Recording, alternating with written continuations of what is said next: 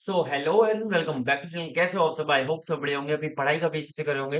तो आज मैं लेकर आ गया हूँ आपके लिए आइडिया टू बिजनेस मॉडल की वन शॉट वीडियो, जिसके अंदर हम पीवाईक्यू को भी बहुत अच्छे से कवर कर रहे होंगे। अब पहले हम वीडियोस के अंदर क्या करते थे कि हम एक वीडियो के अंदर एक यूनिट को कवर करते थे, लेकिन इस वीडियो के अंदर हम वन शॉट सारे पूरे के पूरे सब्जेक्ट को कवर करने वाले हैं, सारी पांचों यूनिट को कवर करने वाले हैं और जितने भी पीवाईक्यूज आए हैं उनके भी सॉल्यूशंस को देखने वाले हैं। तो मैं आपको पूरी यूनिट जो है कुछ टॉपिक्स के अंदर पढ़ाऊंगा और आपको ये भी बता दूंगा कि कौन सा टॉपिक पीवाईक्यू के अंदर कैसे पूछा गया था, वो क्वेश्चन भी बता दूंगा। ठीक है, तो आपको बस क्या करना है, प्लीज पूरी वीडियो को अच्छे से देखना है, जिससे कि आपके दिमाग में सारे टॉपिक अच्छे से बैठ जाएं और आप एग्जाम के अंदर अच्छे से लिख कर आ पाओ। ठीक है, तो अगर आपने अभी तक चैनल को यार सब्सक्राइब नहीं किया तो प्लीज चैनल को सब्सक्राइब कर लेना, और क्योंकि हम ऐसे ही अमेजिंग अमेजिंग वीडियोस लाते रहते हैं। और आप हमारे टेलीग्राम चैनल को ज्वाइन कर सकते हो अगर आपको अपडेटेड रहना है, और आप प्लीज हमारी एप्लीकेशन को डाउनलोड कर लो प्ले स्टोर पे जाकर। आप सर्च करोगे मल्टी आइटम्स तो आपको हमारी एप्लीकेशन मिल जाएगी और आप उसे डाउनलोड कर सकते हो। वहां पर आपको काफी सारा कंटेंट भी देखने को मिल जाएगा।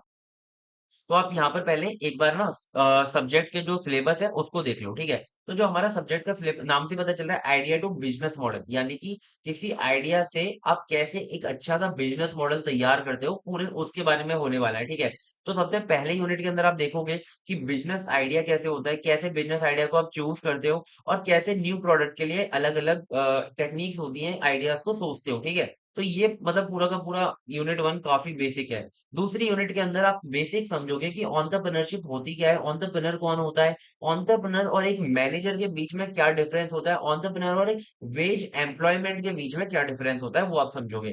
थर्ड यूनिट के अंदर आप टाइप्स पढ़ोगे और आप कौन कौन से एंटरप्रेन्योर डेवलपमेंट प्रोग्राम्स होते हैं उन्हें पढ़ोगे। ठीक है, फिर आप फोर्थ यूनिट के अंदर ये देखोगे कि planning production system, planning production जो हमारा पूरा सिस्टम होता है वो कैसे होता है जब हम एक बिजनेस मॉडल के अंदर काम करते हैं। ठीक है, फिर आप फिफ्थ यूनिट के अंदर ये देख रहे होगे कि कम्युनिकेशन कितनी इंपॉर्टेंट होती है किसी भी बिजनेस के अंदर। अगर आपकी अच्छी कम्युनिकेशन होगी तो आपके बिजनेस के अंदर जो टीम है वो अच्छे से मोटिवेट रहेगी और आप अच्छे से काम कर पाओगे। ठीक है, और ये इससे जितने भी पीवाईक्यूज थे वो भी मैं करवा दूंगा। तो चलो वीडियो को स्टार्ट करते हैं बिना देरी करे।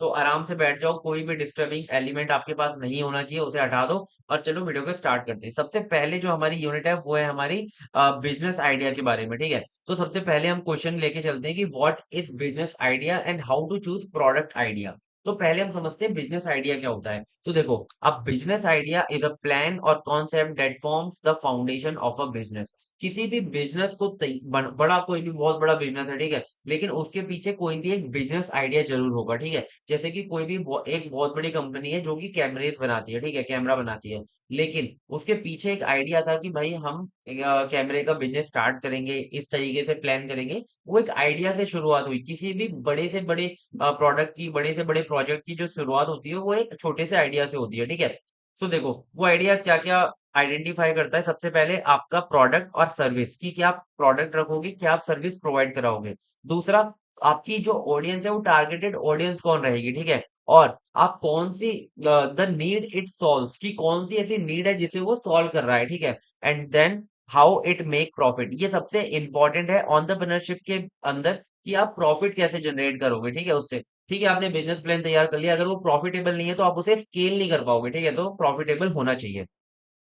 अब आता है a good business idea should be. कोई भी एक अच्छे बिजनेस आइडिया कैसा होना चाहिए, एक तो वो इनोवेटिव होना चाहिए, मतलब कि थोड़े जो पहले लोग कर रहे हैं उससे थोड़ा अलग हो और इनोवेटिव हो। ठीक है, किसी प्रॉब्लम को सॉल्व करना चाहिए। ठीक है, और प्रैक्टिकल होना चाहिए। ऐसा नहीं कि आपने बहुत ऐसे आइडिया तो सोच लिया बट वो प्रैक्टिकली पॉसिबल ही नहीं है। ठीक है, और स्केलेबल होना चाहिए, मतलब कि समझ लो कि उसके अंदर ऐसा ना हो कि एक टाइम के बाद आकर आपकी ग्रोथ रुक जाए। ठीक है, और ऐसा ना हो कि आपका प्रॉफिटेबल ना हो, जिससे कि आप स्केलेबल ना हो पाओ। ठीक है, तो स्केलेबल होना चाहिए। तो आई होप आपको समझ में आ गया होगा कि बिजनेस आइडिया होता क्या है, एक ओवरव्यू अच्छे से हो गया होगा। ठीक है, अब जैसे कि हम यहाँ पर एक एग्जांपल ले रहे हैं कि एक मोबाइल एप्लीकेशन है that allow rural farmers to get live market prices and connect with buyers. ठीक है, मतलब कि एक गांव के अंदर एक आपने ऐप लॉन्च कर दिया जिसके अंदर जो फार्मर्स हैं वो ये देख सकते हैं कि आपकी जो मार्केट की जो करंट प्राइसेस हैं, जिस किसी के भी बारे में, जो वो क्रॉप्स का यूज कर रहे हैं, उनके जो बीज होते हैं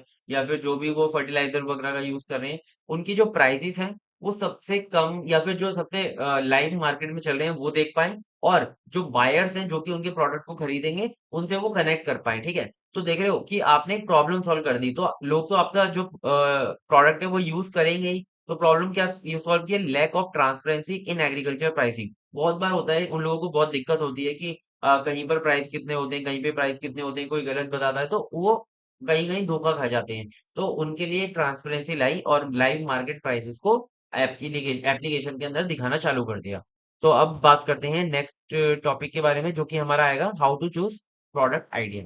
आप कैसे चूज़ कर सकते हो, ठीक है? बिज़नेस आइडिया आपको समझ में आ गया। सो देखो, प्रोडक्ट आइडिया को चूज़ करने के लिए आपके मल्टीपल स्टेप्स होंगे, ठीक है? जो कि आपको करने होंगे, देन आप प्रोडक्ट आइडिया चूज़ करोगे। तो सबसे पहले how to choose product idea. Choosing the right product idea is crucial for startup success.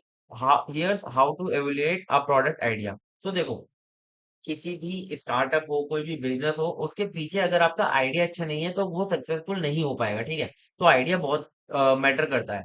अब आता है first identify a real problem. सबसे पहले देखो मार्केट के अंदर गैप कितना है। कोई भी मुझसे भी पूछता है कि भाई किसी भी चीज़ में अगर हमें सक्सेसफुल होना है, तो क्या करना चाहिए? मैं तो यही कहता हूँ कि भाई सबसे पहले ये देखो कि मार्केट में गैप क्या है? मार्केट के अंदर प्रॉब्लम क्या है, ठीक है? देन उसे फिल आउट करने की कोशिश करो। अब हमने मार्केट के अंदर गैप को जो है फाइंड आउट कर लिया। जैसे कि यहाँ पर हमने एक एग्जांपल है lack of affordable online education in tier 3 cities. जो टियर 3 सिटीज है वहां पर ऑनलाइन एजुकेशन अफोर्डेबल प्राइस में अवेलेबल नहीं है, ठीक है? तो आपने क्या कर लिया, एक आइडेंटिफाई कर लिया ये जो गैप है वहां पर, ठीक है? तो ये हो गया। नेक्स्ट आता है हमारा नो योर टारगेट ऑडियंस, कि आपकी जो टारगेटेड ऑडियंस है वो कौन है, उनकी एज क्या है, उनकी नीड्स क्या है, उनका बिहेवियर क्या है बाइंग का, और उनकी इनकम कितनी है। अगर आपको इनकम पता चल गई, आप उस हिसाब से उनकी अपनी प्राइसेस की, अपने जो प्रोडक्ट है उनकी प्राइस रख सकते हो, कॉस्ट रख सकते हो, ठीक है?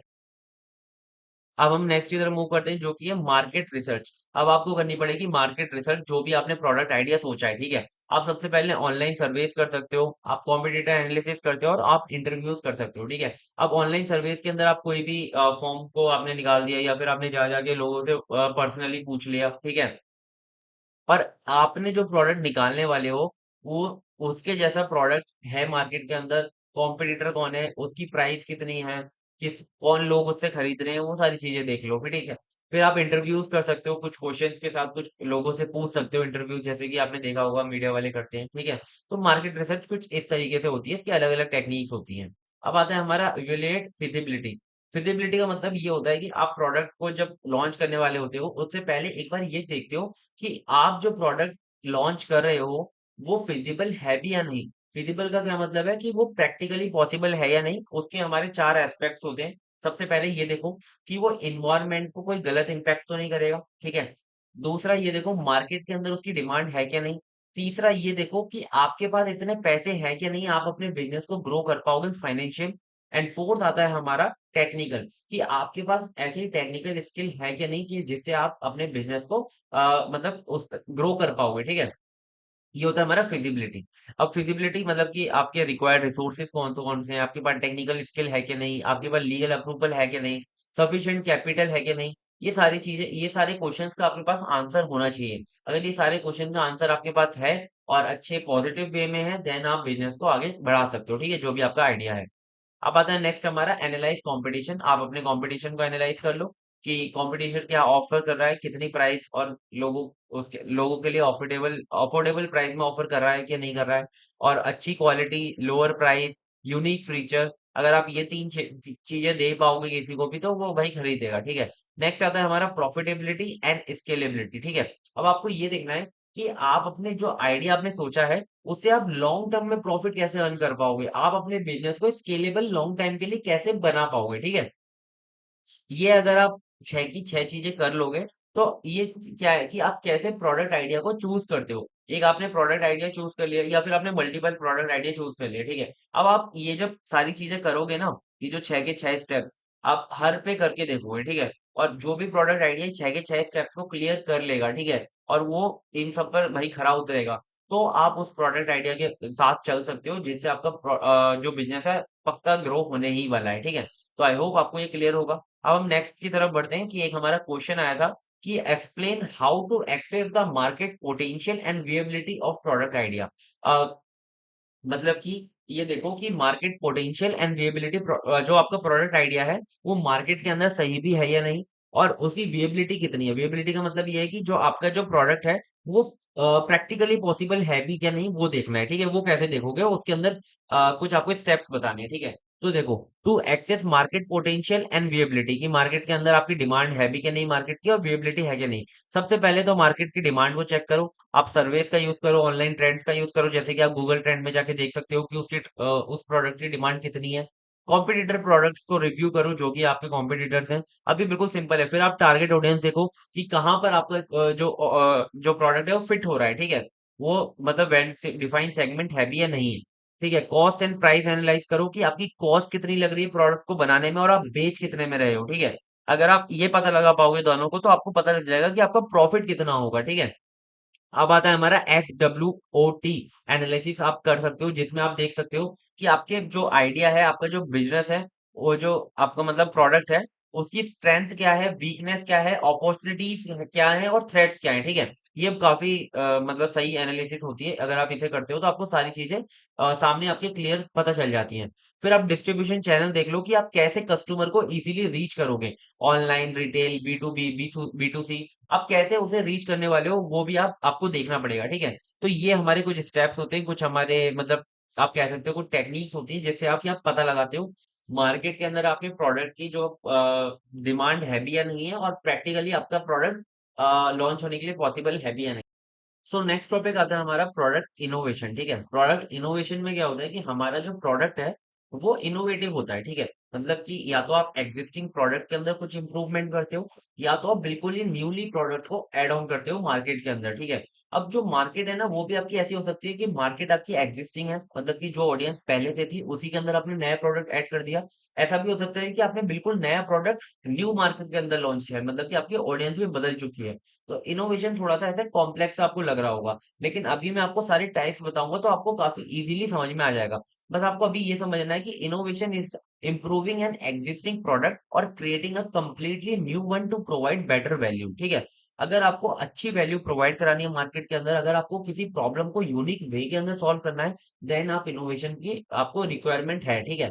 तो चलो एक-एक करके इनोवेशन को समझते हैं। तो इम्पोर्टेंट है, काफ़ी इनोवेशन के जो टाइप्स हैं इम्पोर्टेंट है, ठीक है। आ सकते हैं पेपर के अंदर। सबसे पहला हमारा टाइप होता है इंक्रीमेंटल इनोवेशन। इंक्रीमेंटल इनोवेशन के अंदर आपको मैं 2 चीज़ें बताऊँगा, मार्केट एंड टेक्नोलॉजी, ठीक है? इंक्रीमेंटल इनोवेशन के अंदर जो आपकी मार्केट होती है, वो सेम होती है, ठीक है? जैसी पहले थी एक्जिस्टिंग, और जो टेक्नोलॉजी होती है, वो भी सेम होती है, मतलब जो एक्जिस्टिंग।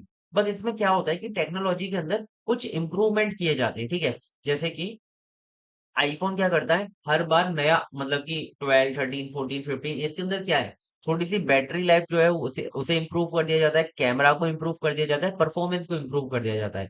लेकिन जो आईफ़ोन की जो टेक्नोलॉज़ी है वो तो सेम रहती है, और जो उसे खरीदने वाले लोग हैं वो भी सेम रहते हैं, मार्केट भी सेम है, टेक्नोलॉज़ी भी सेम है। बस क्या होता है इसके अंदर स्मॉल और कंटीन्यूअस इम्प्रूवमेंट होते रहते हैं एक्जिस्टिंग प्रोडक्ट या फिर सर्विस पे, ठीक है? इसके अंदर जो रिस्क होता है वो काफ़ी लो होता है, और आप इसके अंदर जो फीचर्स हैं उन्हें इम्प्रूव करते हो, और ये काफ़ी कॉमन होता है मैच्योर इंडस्ट्रीज़ के अंदर, जैसे कि फ़ोन्स के अंदर या फिर जो हमारे कैमरेज़ होते हैं उनके अंदर, ठीक है? ऐसे मैच्योर इंडस्ट्रीज़ के अंदर ये काफ़ी कॉमन होता है, और इसका जो इम्पैक्ट होता है वो काफ़ी लो होता है, ठीक है? तो लो टू मीडियम होता है, ठीक है? तो आपको इंक्रीमेंटल इनोवेशन समझ में आ गया होगा, काफ़ी बेसिक है, ठीक है?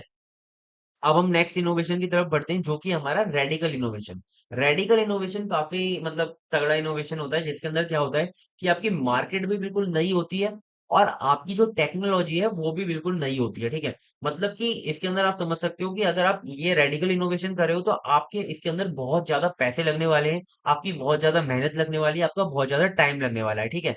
क्योंकि इससे पहले ऐसा किसी ने काम नहीं किया होता है, ठीक है? तो इसके अंदर जो रिस्क होती है वो भी बहुत हाई रहती है। और ब्रेक थ्रू टेक इंडस्ट्री आपको मतलब बिल्कुल मतलब जो टेक पहले से है, टेक ब्रेक थ्रू टेक मतलब कि बिल्कुल नया टेक लाना होता है। मैंने गलती से इंडस्ट्री पढ़ लिया था। और इंडस्ट्री चेंजिंग, ठीक है, आप इंडस्ट्री चेंजिंग कोई प्रोडक्ट लाते हो, और इसके अंदर जो इम्पैक्ट होता है वो बहुत ज्यादा हाई होता है, ठीक है। चाहे तो गलत हो सकता है, चाहे तो अच्छा हो सकता है। जैसे कि इसको हम एग्जांपल से समझे, तो फर्स्ट स्मार्टफोन जो है वो एप्पल ने लॉन्च किया था आईफोन 2007 के अंदर, ठीक है। तो वो जो आईफ़ोन था, उसके अंदर जो फीचर्स थे, वो जो एक्जिस्टिंग सेल फ़ोन था, उससे बहुत ज़्यादा थे। उसके अंदर टच स्क्रीन था, और उसके अंदर हमारा कैमरा था, उसके अंदर मल्टीमीडिया था।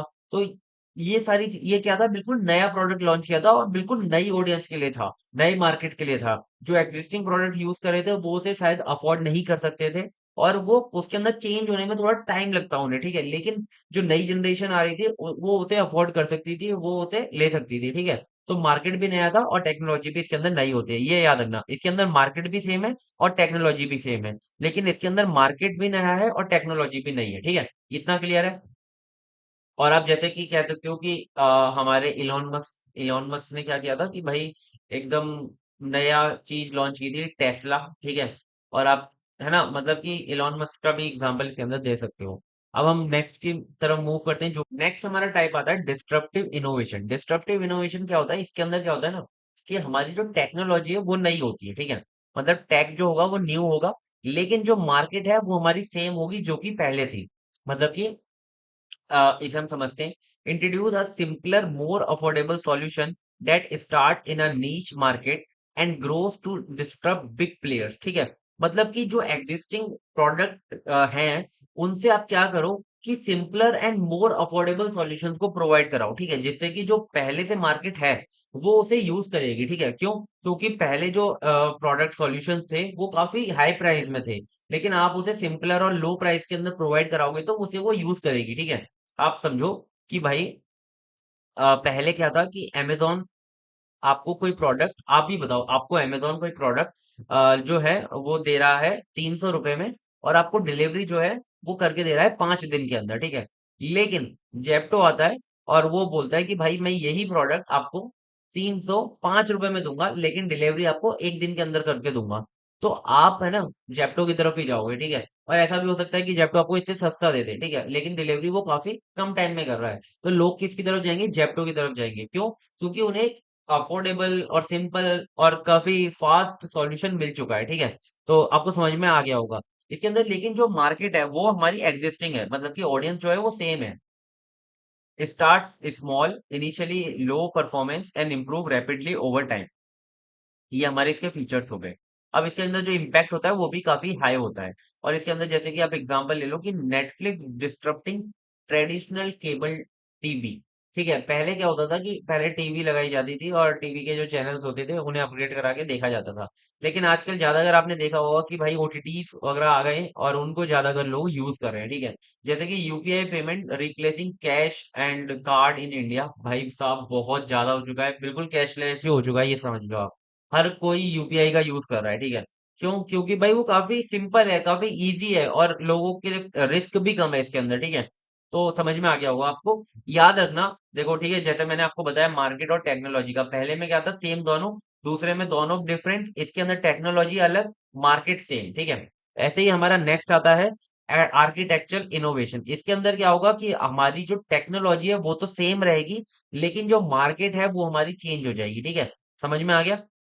अब देखो, change the way component are linked without changing core design. इसके अंदर क्या होगा कि आपका जो डिजाइन है वो आप कोर बिल्कुल चेंज नहीं करोगे, बस जो आपके कंपोनेंट्स है आप उन्हें चेंज कर दोगे, ठीक है। जैसे कि यहाँ पर समझो, desktop, laptop, same component new form. मतलब कि आपका जो डेस्कटॉप था पहले, मतलब कि जो आपका सिस्टम होता था, कंप्यूटर सिस्टम, वो आपका मतलब रहता था एक जगह पे, ठीक है। लेकिन जो लैपटॉप है उसके अंदर कंपोनेंट्स वगैरह सारे सेम है, लेकिन पोर्टेबल कर दिया है, ठीक है। तो मार्केट सेम है, टेक्नोलॉजी सेम है, मार्केट डिफरेंस हो जाएगा। जिन्हें भाई लैपटॉप खरीदना है वो अलग हो जाएंगे, ठीक है। और हमारी जैसे स्मार्ट वॉच हो गई, इसके अंदर वो भी टाइम ही दिखा रही है, ठीक है। लेकिन वो स्मार्ट वॉच कर दी, इसके अंदर कुछ फीचर्स को ऐड कर दिया, ठीक है, बस, और कुछ नहीं है। तो ये आपको क्लियर होगा आर्किटेक्चरल इनोवेशन क्या होता है। ये भी इजी था। अब ये जो हमारे चार है ना, ये मेन इनोवेशन होते हैं, incremental, radical, disruptive and architecture. लेकिन तीन हम ऐड ऑन कर सकते हैं अगर आप चाहो तो, ठीक है। लेकिन अगर आप चार भी याद रखोगे तो कोई मतलब ऐसे प्रॉब्लम वाली बात नहीं है। प्रोसेस इनोवेशन, इसके अंदर आप क्या करोगे कि अपना जो प्रोडक्ट का मेड है, मतलब कि कैसे बन रहा है वो, आपका जो पूरा प्रोसेस है प्रोडक्ट को बनाने का, उसे आप क्या करोगे, इम्प्रूव करोगे, ठीक है। जैसे कि इंटरनल फोकस करते हो आप अपनी कंपनी के अंदर, अपने टाइम और कॉस्ट को रिड्यूस करते हो और अपनी इफिशियंसी को इंप्रूव करते हो, ठीक है। इसका इम्पैक्ट काफी मीडियम होता है। जैसे कि Amazon use robotics in warehouses, ठीक है। तो रोबोट्स का उसने यूज किया था अमेजोन ने वेयर हाउस के अंदर, जिससे कि उनकी इफिशियंसी बढ़ गई।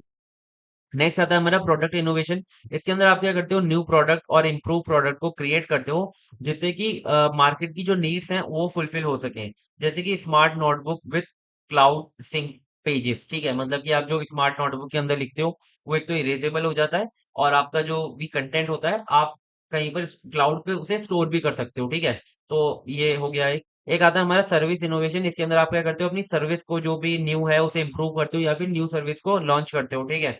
जैसे कि सेल्फ चेकआउट एट स्टोर, ठीक है, मतलब कि आप खुद से चेकआउट कर सकते हो स्टोर्स पे, या फिर डॉक्टर कंसल्टेंट एप्स, ठीक है, जैसे कि प्रैक्टो है। इन्होंने क्या किया, अपनी सर्विसिंग जो प्रोवाइड करने की टेक्निक थी उन्हें चेंज किया, ठीक है, उसके अंदर इंप्रूव किया या फिर न्यू सर्विसेज को क्या किया, लॉन्च किया, ठीक है।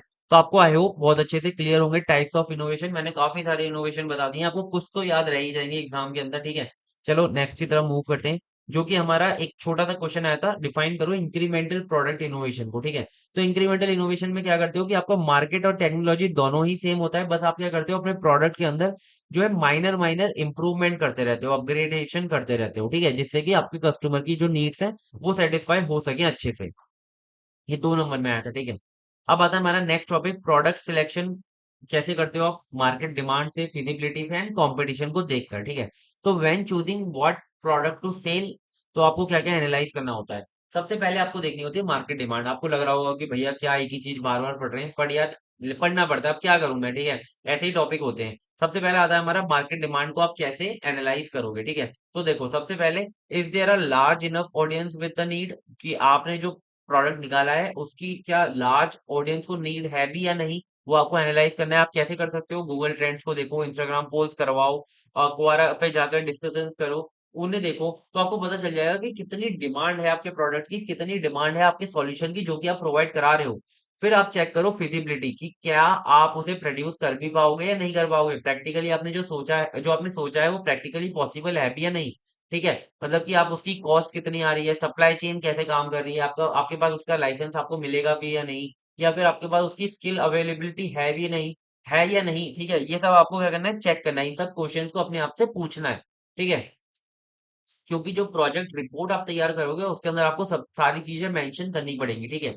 फिर आता है हमारा कंपटीशन, जो कि भाई पहले से एग्जिस्ट करता है, आप उसे आइडेंटिफाई करो, जो आपके डायरेक्ट कंपटीशन कॉम्पिटिटर्स हैं, ठीक है। स्टडी देयर प्राइसिंग स्ट्रेटेजी, कैसे वो जैसे कि स्विगी और जोमेटो दोनों अच्छे से कंपटीशन करते हैं ना, तो अगर पहले जो भी आया था उसके बाद जो आया उसने उसे चेकआउट एक बार किया होगा, ठीक है। फिर आता है हमारा मार्केटिंग चैनल्स, देखो कैसे आप डिस्ट्रीब्यूट करोगे, स्ट्रेंथ एंड वीकनेस देखो, ठीक है। टिप्स क्या है कि aim for a unique selling proposition, मतलब कि आप यूएसपी को फाइंड आउट करो, ठीक है। मतलब कि आप कैसे अपना जो प्रोडक्ट को एक यूनिक बना पाओगे, आपका यूनिक सेलिंग प्रोपोजिशन क्या होगा, आप कैसे यूनिकली उसे सेल करोगे और आपके प्रोडक्ट के अंदर क्या यूनिक होगा, ठीक है।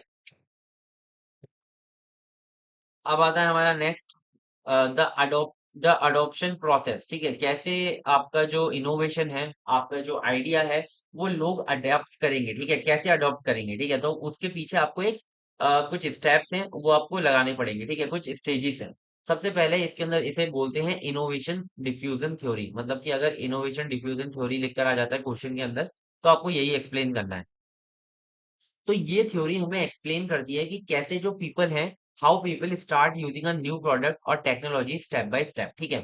मतलब कि कैसे उनके दिमाग में आता है उसे यूज करना, और कैसे उसे वो रेगुलरली यूज करने लग जाते हैं इनफिनाइट टाइम के लिए, ठीक है।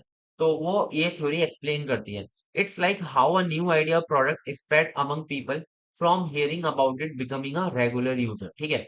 सो देखो, let's say someone launch a new digital payment app in your city like UPI, was when it was launch, ठीक है। मतलब कि आप समझो कि आपकी सिटी के अंदर किसी ने न्यू एक ऐप लॉन्च किया डिजिटल पेमेंट के लिए, जैसे कि यूपीआई, ठीक है। तो उसे कैसे लोग सुनेंगे, कैसे उन्हें उसके बारे में पता चलेगा, कैसे वो रेगुलर उसके कस्टमर बनेंगे, उसके बेसिकली 5 स्टेजेस होते हैं, ठीक है, किसी को भी रेगुलर कस्टमर बनाने के लिए।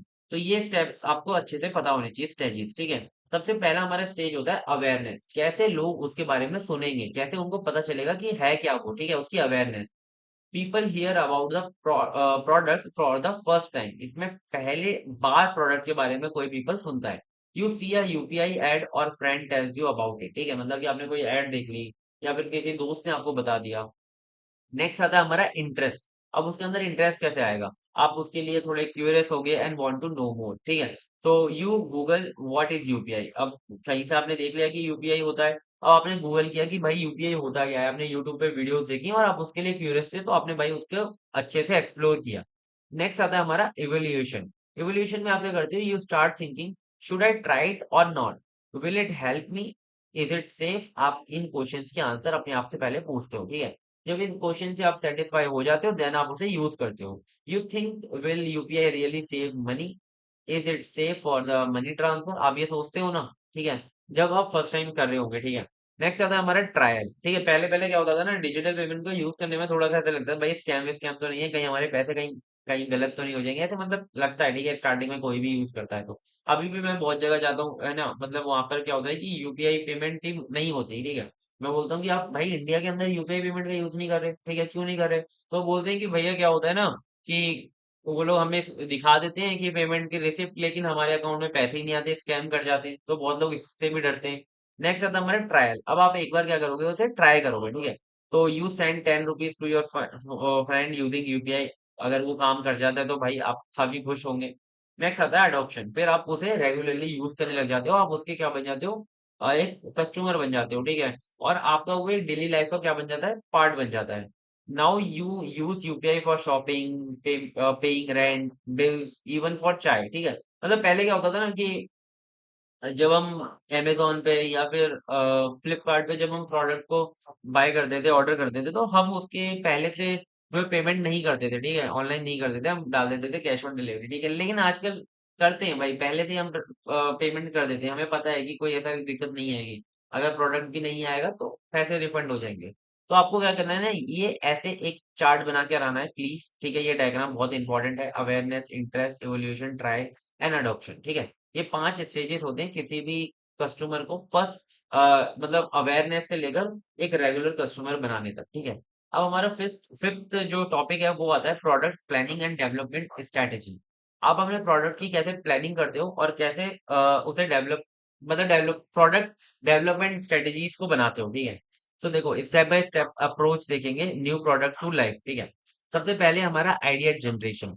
सबसे पहले क्या करते हो, आप आइडिया जनरेट करते हो। अब आइडिया जनरेट करने के मल्टीपल सोर्सेस होते हैं, ठीक है।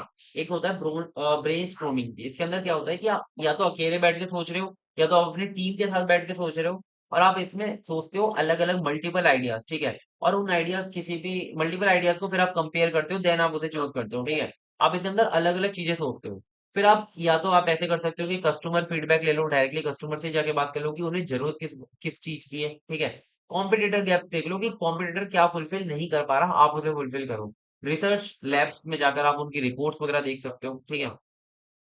ये हमारा हो गया पहला, जिसके अंदर आपने क्या कर लिया, अपने प्रोडक्ट के लिए क्या कर लिया, आइडिया को जनरेट कर लिया, ठीक है।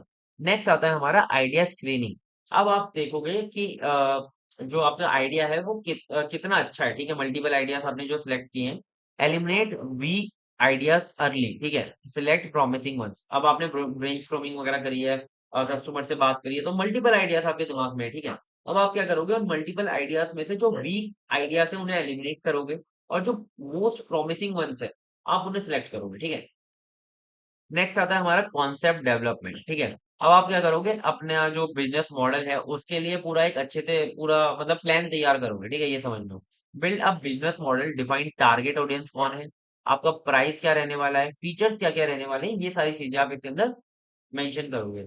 नेक्स्ट आता है हमारा आर-एन-डी एंड प्रोटोटाइपिंग। अब आपने पूरा अच्छे से बिजनेस प्लान तैयार कर लिया है, तो अब आपने जो प्रोडक्ट दिमाग में सोच रखा है, आप उसके जैसा एक प्रोटोटाइप बनाओगे, ठीक है। और आप क्या कर सकते हो, उस प्रोटोटाइप को कुछ लोगों को यूज करने दे सकते हो, देन आप उसके फीडबैक्स को एनालाइज कर सकते हो, ठीक है। अब इतना हो गया। नेक्स्ट आता है हमारा कॉस्ट एनालिसिस, ठीक है। अब आपने मतलब estimate cost to make and distribute, will it be profitable. आपने सोच लिया है कि भाई ये जो प्रोडक्ट बनाने की जो पूरी कॉस्ट आने वाली है वो 500 रुपए आने वाली है, ठीक है। लेकिन आपने सोच रखा है कि प्रोडक्ट को तो मैं 400 में ही बेचूंगा, तो भाई प्रॉफिट तो होगा ही नहीं। तो यहाँ पर क्या करना पड़ेगा, आपको प्रोडक्ट को कैसे भी करके 300 में बनाना पड़ेगा, ठीक है। या फिर आपको प्राइस इंक्रीज करनी पड़ेगी, 600 करनी पड़ेगी, जब आप प्रॉफिटेबल बन पाओगे। आपको अल्टीमेट प्रॉफिटेबल तो बनना ही है, ठीक है। नेक्स्ट आता है हमारा टेस्ट मार्केटिंग। अब आप क्या करोगे, soft launch in small market, observe feedback, uses and issues, क्या इश्यूज आ रहे हैं, कैसे यूज हो रहा है, लोग कैसे यूज कर रहे हैं, फीडबैक क्या आ रहे हैं, उन सबको आप ऑब्जर्व करोगे। नेक्स्ट आता है हमारा कमर्शलाइजेशन, की मतलब आप अब आपने पूरा अच्छे से देख लिया, सब कुछ टेस्ट कर लिया, अब आप क्या कर सकते हो, अपने पूरे प्रोडक्शन को काफ़ी लार्ज स्केल पे ले जा सकते हो, मार्केटिंग को बढ़ा सकते हो और आप अपनी सेल्स के लिए अच्छी-अच्छी स्ट्रैटेजीज़ बना सकते हो, ठीक है? ये हमारा क्या होता है, पूरा का पूरा एक मतलब आप कह सकते हो प्लानिंग होती है, डेवलपमेंट स्ट्रैटेजीज़ होती है किसी भी प्रोडक्ट के लिए, ठीक है? Product planning and development strategy मतलब कि अगर क्वेश्चन के अंदर आ जाता है तो आप लिख कर आ सकते हो, अभी तक तो नहीं आया है, ठीक है? बट ये जो स्टेप अगर आपको याद रहते हैं ना, तो आप मल्टीपल क्वेश्चंस ऐसे बनते हैं, जो स्टेप वाले होते हैं, आप उसके अंदर ये चिपका के आ सकते हो, ठीक है? नेक्स्ट आता है हमारा what is new product idea? अब न्यू प्रोडक्ट आइडिया होता क्या है? तो देखो new product idea is a fresh concept for product और service that solves a specific problem, meets market demand और offer something innovative and valuable to customer. New product idea होता क्या है? एक हमारा फ्रेश सा कॉन्सेप्ट होता है कि वो या तो प्रोडक्ट भी हो सकता है, वो एक सर्विस भी हो सकती है, जो कि किसी प्रॉब्लम को जो कि एग्जिस्ट करती है मार्केट के अंदर, उसे क्या कर रही होगी? सॉल्व कर रही होगी। और वो जो अगर सॉल्व कर रही होती है ना, तो क्या होता है कि वो एक मार्केट डिमांड को मीट करती है, ठीक है? और आप इससे क्या करते हो? एक इनोवेटिव और वैल्यूएबल प्रोडक्ट को प्रोवाइड करा पाते हो कस्टमर के लिए, ठीक है? It is the first step in the product development process. Everything start with an idea. आपको पता ही होगा ये हमारा पहला स्टेप होता है किसी भी प्रोडक्ट डेवलपमेंट प्रोसेस के लिए। अब आता है हमारा कि सोर्सेज क्या है न्यू प्रोडक्ट आइडियाज के। आप कैसे कैसे पता लगा सकते हो नए नए आइडियाज। सबसे पहले कस्टमर नीड्स को समझो। अगर आप कस्टमर की नीड को फुलफिल कर दोगे तो कस्टमर से ही तो पैसे बनाने हैं, फिर तो भाई बन ही जाएंगे। इनोवेशन एंड टेक्नोलॉजी का भी यूज कर सकते हो, नए नए प्रोडक्ट को यूज कर मतलब लॉन्च कर सकते हो। मार्केट ट्रेंड्स को समझ सकते हो, है ना? जैसे कि अभी चल रहा है कि भाई इको फ्रेंडली जाओ, डिजिटल टूल्स का यूज़ करो। मतलब जो टूल्स आ रहे हैं जो डिजिटल उनको उनका ज़्यादा मतलब ट्रेंड है, तो आप उसे यूज़ कर सकते हो। फीडबैक ले सकते हो, जो भी कंप्लेंट्स हैं या फिर सजेशंस हैं यूज़र से। Social media and online forums का यूज़ कर सकते हो, जहाँ जो भी लोग फ्रस्ट्रेटेड हैं, वो पीपल शेयर करते हैं रिव्यूज़ एंड उनकी जो प्रॉब्लम्स हैं, वहाँ से आप पता लगा सकते हो न्यू आइडियाज़। तो ऐसे मल्टीपल सोर्सेज़ होते हैं, ठीक है? और ये भी है कि भाई आप अपने दोस्तों से जाके बात कर लो, वहाँ पे बहुत सारे आइडिया आपको मिल ही जाते हैं, ठीक है? एग्ज़ाम्पल हम समझते हैं एक रीयूजेबल स्मार्ट नोटबुक से, ठीक है? तो ये क्वेश्चन क्या है कि जो हमारा ये पूरा टॉपिक है, पूरा सब्जेक्ट है, इसके अंदर एक तो आपके कीवर्ड्स, ठीक है? स्टेप्स और आपके एग्ज़ाम्पल, ये सबसे ज़्यादा चाहिए, ठीक है? अगर आप अच्छे से कीवर्ड्स मेंशन कर देते हो, स्टेप्स में आंसर को लिख देते हो और एक एग्ज़ाम्पल भी प्यारा-सा लिख देते हो, तो आपके मतलब 8 से 7 नंबर मतलब बन ही जाने हैं आराम से, ठीक है? बट आपका पेपर तो 70 नंबर का होने वाला है ना, तो मतलब समझ लो कि आपके अच्छे नंबर मिल जाएँगे आपको। अब हमारा एग्ज़ाम्पल क्या है कि रीयूजेबल स्मार्ट नोटबुक को हम लॉन्च करेंगे, ठीक है? तो इसके अंदर प्रॉब्लम क्या है कि student and professionals waste paper, आपको भी पता है बहुत सारे पेपर वेस्ट होते हैं और पेपर ट्री से बनते हैं। सॉल्यूशन क्या है कि हम ऐसी नोटबुक लॉन्च करें जिसके अंदर इरेज़ेबल पेजेस हो और वो क्लाउड सिंक हो। मतलब कि आपने पेज को तो इरेज़ कर दिया और वो जो डेटा था वो कहीं जाके स्टोर भी हो जाए, ठीक है? अब आता है हमारा टारगेट मार्केट कौन रहने वाली है? स्टूडेंट्स उसे खरीदेंगे, प्रोफेशनल्स, इको कॉन्शियस बायर्स, ठीक है? नेक्स्ट आता है हमारा डिफरेंशिएशन क्या है कि हमारा जो प्रोडक्ट है वो सस्टेनेबल है, ठीक है? किसी चीज़ को खराब नहीं कर रहा, इको फ्रेंडली है, टेक अनेबल है, उसके अंदर टेक भी यूज़ हो रहा है, ठीक है? और नेक्स्ट है गो टू मार्केट, आप इंस्टाग्राम इन्फ्लुएंसर्स का या फिर अमेज़न लॉन्च का यूज़ कर सकते हो अपने प्रोडक्ट को मार्केट करने के लिए, ठीक है? तो ये हमारा एक क्या था रीयूजेबल स्मार्ट नोटबुक के कुछ स्टेप्स थे जो कि आप ले सकते हो, ठीक है? नेक्स्ट आता है दिस प्रोडक्ट सैटिस्फाई, एक तो मार्केट की नीड को सैटिस्फाई करता है, इको फ्रेंडली है, ठीक है? हाँ, ये क्या हो गया? और हमारा आता है इनोवेशन है इसके अंदर, स्मार्ट है और इरेज़ेबल पेजेस भी हैं। स्केलेबिलिटी है इसके अंदर कि नेशन वाइड और ग्लोबल पूरा फैल सकता है, ठीक है? बहुत ज़्यादा इसके लोग हैं, ठीक है? स्टूडेंट्स तो हर जगह हैं। और इसके अंदर प्रॉफिटेबिलिटी भी है, ठीक है? आप इसके अंदर पैसे भी बना सकते हो। तो मतलब ये सारी चीज़ें होनी चाहिए किसी भी प्रोडक्ट के अंदर, तो आप इसके साथ जा सकते हो। तो आई होप आपको काफ़ी अच्छे से क्लियरली ये जो सारे टॉपिक्स थे वो क्लियर हो गए होंगे, ठीक है? मतलब कि ऐसा कोई भी टॉपिक नहीं है जो आपको समझ में नहीं आया होगा, काफ़ी ईज़ी टॉपिक है सारे, ठीक है? अब हम नेक्स्ट यूनिट की तरफ मूव करेंगे जो कि है हमारी यूनिट 2 जिसके अंदर हम एंटरप्रेन्योरशिप के बारे में पढ़ेंगे। एंटरप्रेन्योरशिप के बेसिक्स को समझेंगे, ठीक है? तो सबसे पहले इसके अंदर टॉपिक आता है कि एंटरप्रेन्योरशिप होती क्या है? देखो मैं आपको समझाता हूँ। एंटरप्रेन्योरशिप का मतलब होता है एक प्रोसेस, ठीक है? जिसके अंदर आप क्या करते हो एक बिज़नेस को बिल्कुल आइडिया से लेकर बहुत बड़े ग्रोथ मतलब स्केल पे ले जाते हो, ठीक है? वो जो पूरा प्रोसेस होता है ना, उसके अंदर रिस्क टेकिंग आपको रिस्क भी लेनी पड़ती है, आपको बहुत सारे डिसीज़न्स लेने होते हैं और आप इसके अंदर अपने जो क्या बोलते हैं उसे प्रॉफिटेबल बनाने के लिए अलग-अलग टेक्निक्स का यूज़ करते हो। ये जो पूरा प्रोसेस होता है, एक बिज़नेस आइडिया को एक बड़े बिग बिज़नेस में बनाने में, प्रॉफिटेबल बिज़नेस बनाने में, जो पूरा प्रोसेस होता है उसे कहते हैं एंटरप्रेन्योरशिप, ठीक है? तो क्या कहते हैं एंटरप्रेन्योरशिप। और एंटरप्रेन्योर कौन होता है? जो भी पर्सन उस प्रोसेस को मतलब क्या बोलते हैं रोल को प्ले करता है, ठीक है? जो भी वो करता है, ठीक है? उसे क्या कौन कहते हैं? एंटरप्रेन्योर कहते हैं, ठीक है? इतना आपको क्लियर है? अब देखते हैं एंटरप्रेन्योरशिप क्या होती है। Entrepreneurship refer to the activity of setting up a business और businesses taking on financial risk in hope to profit, ठीक है? Hope of profit. वो बहुत सारे रिस्क लेने पड़ते हैं उसे, चाहे वो फाइनेंशियल रिस्क हो, टेक्निकल रिस्क हो, बहुत सारे रिस्क होते हैं, ठीक है? और उनका जो हमेशा दिमाग के अंदर ये होता है कि ये रिस्क मैं इसके लिए ले रहा हूँ कि आगे जाके मुझे प्रॉफिट बच जाएगा, ठीक है? The person who undertake the process is called entrepreneur, ठीक है? ये मैंने आपको बता दिया। अब आता है हमारे इसके की कैरेक्टरिस्टिक्स कौन-कौन से होते हैं। सबसे पहले इनिशिएट अ बिज़नेस आइडिया, जैसे कि एंटरप्रेन्योरशिप में क्या है कि सबसे पहले बिज़नेस आइडिया को इनिशिएट करना होता है।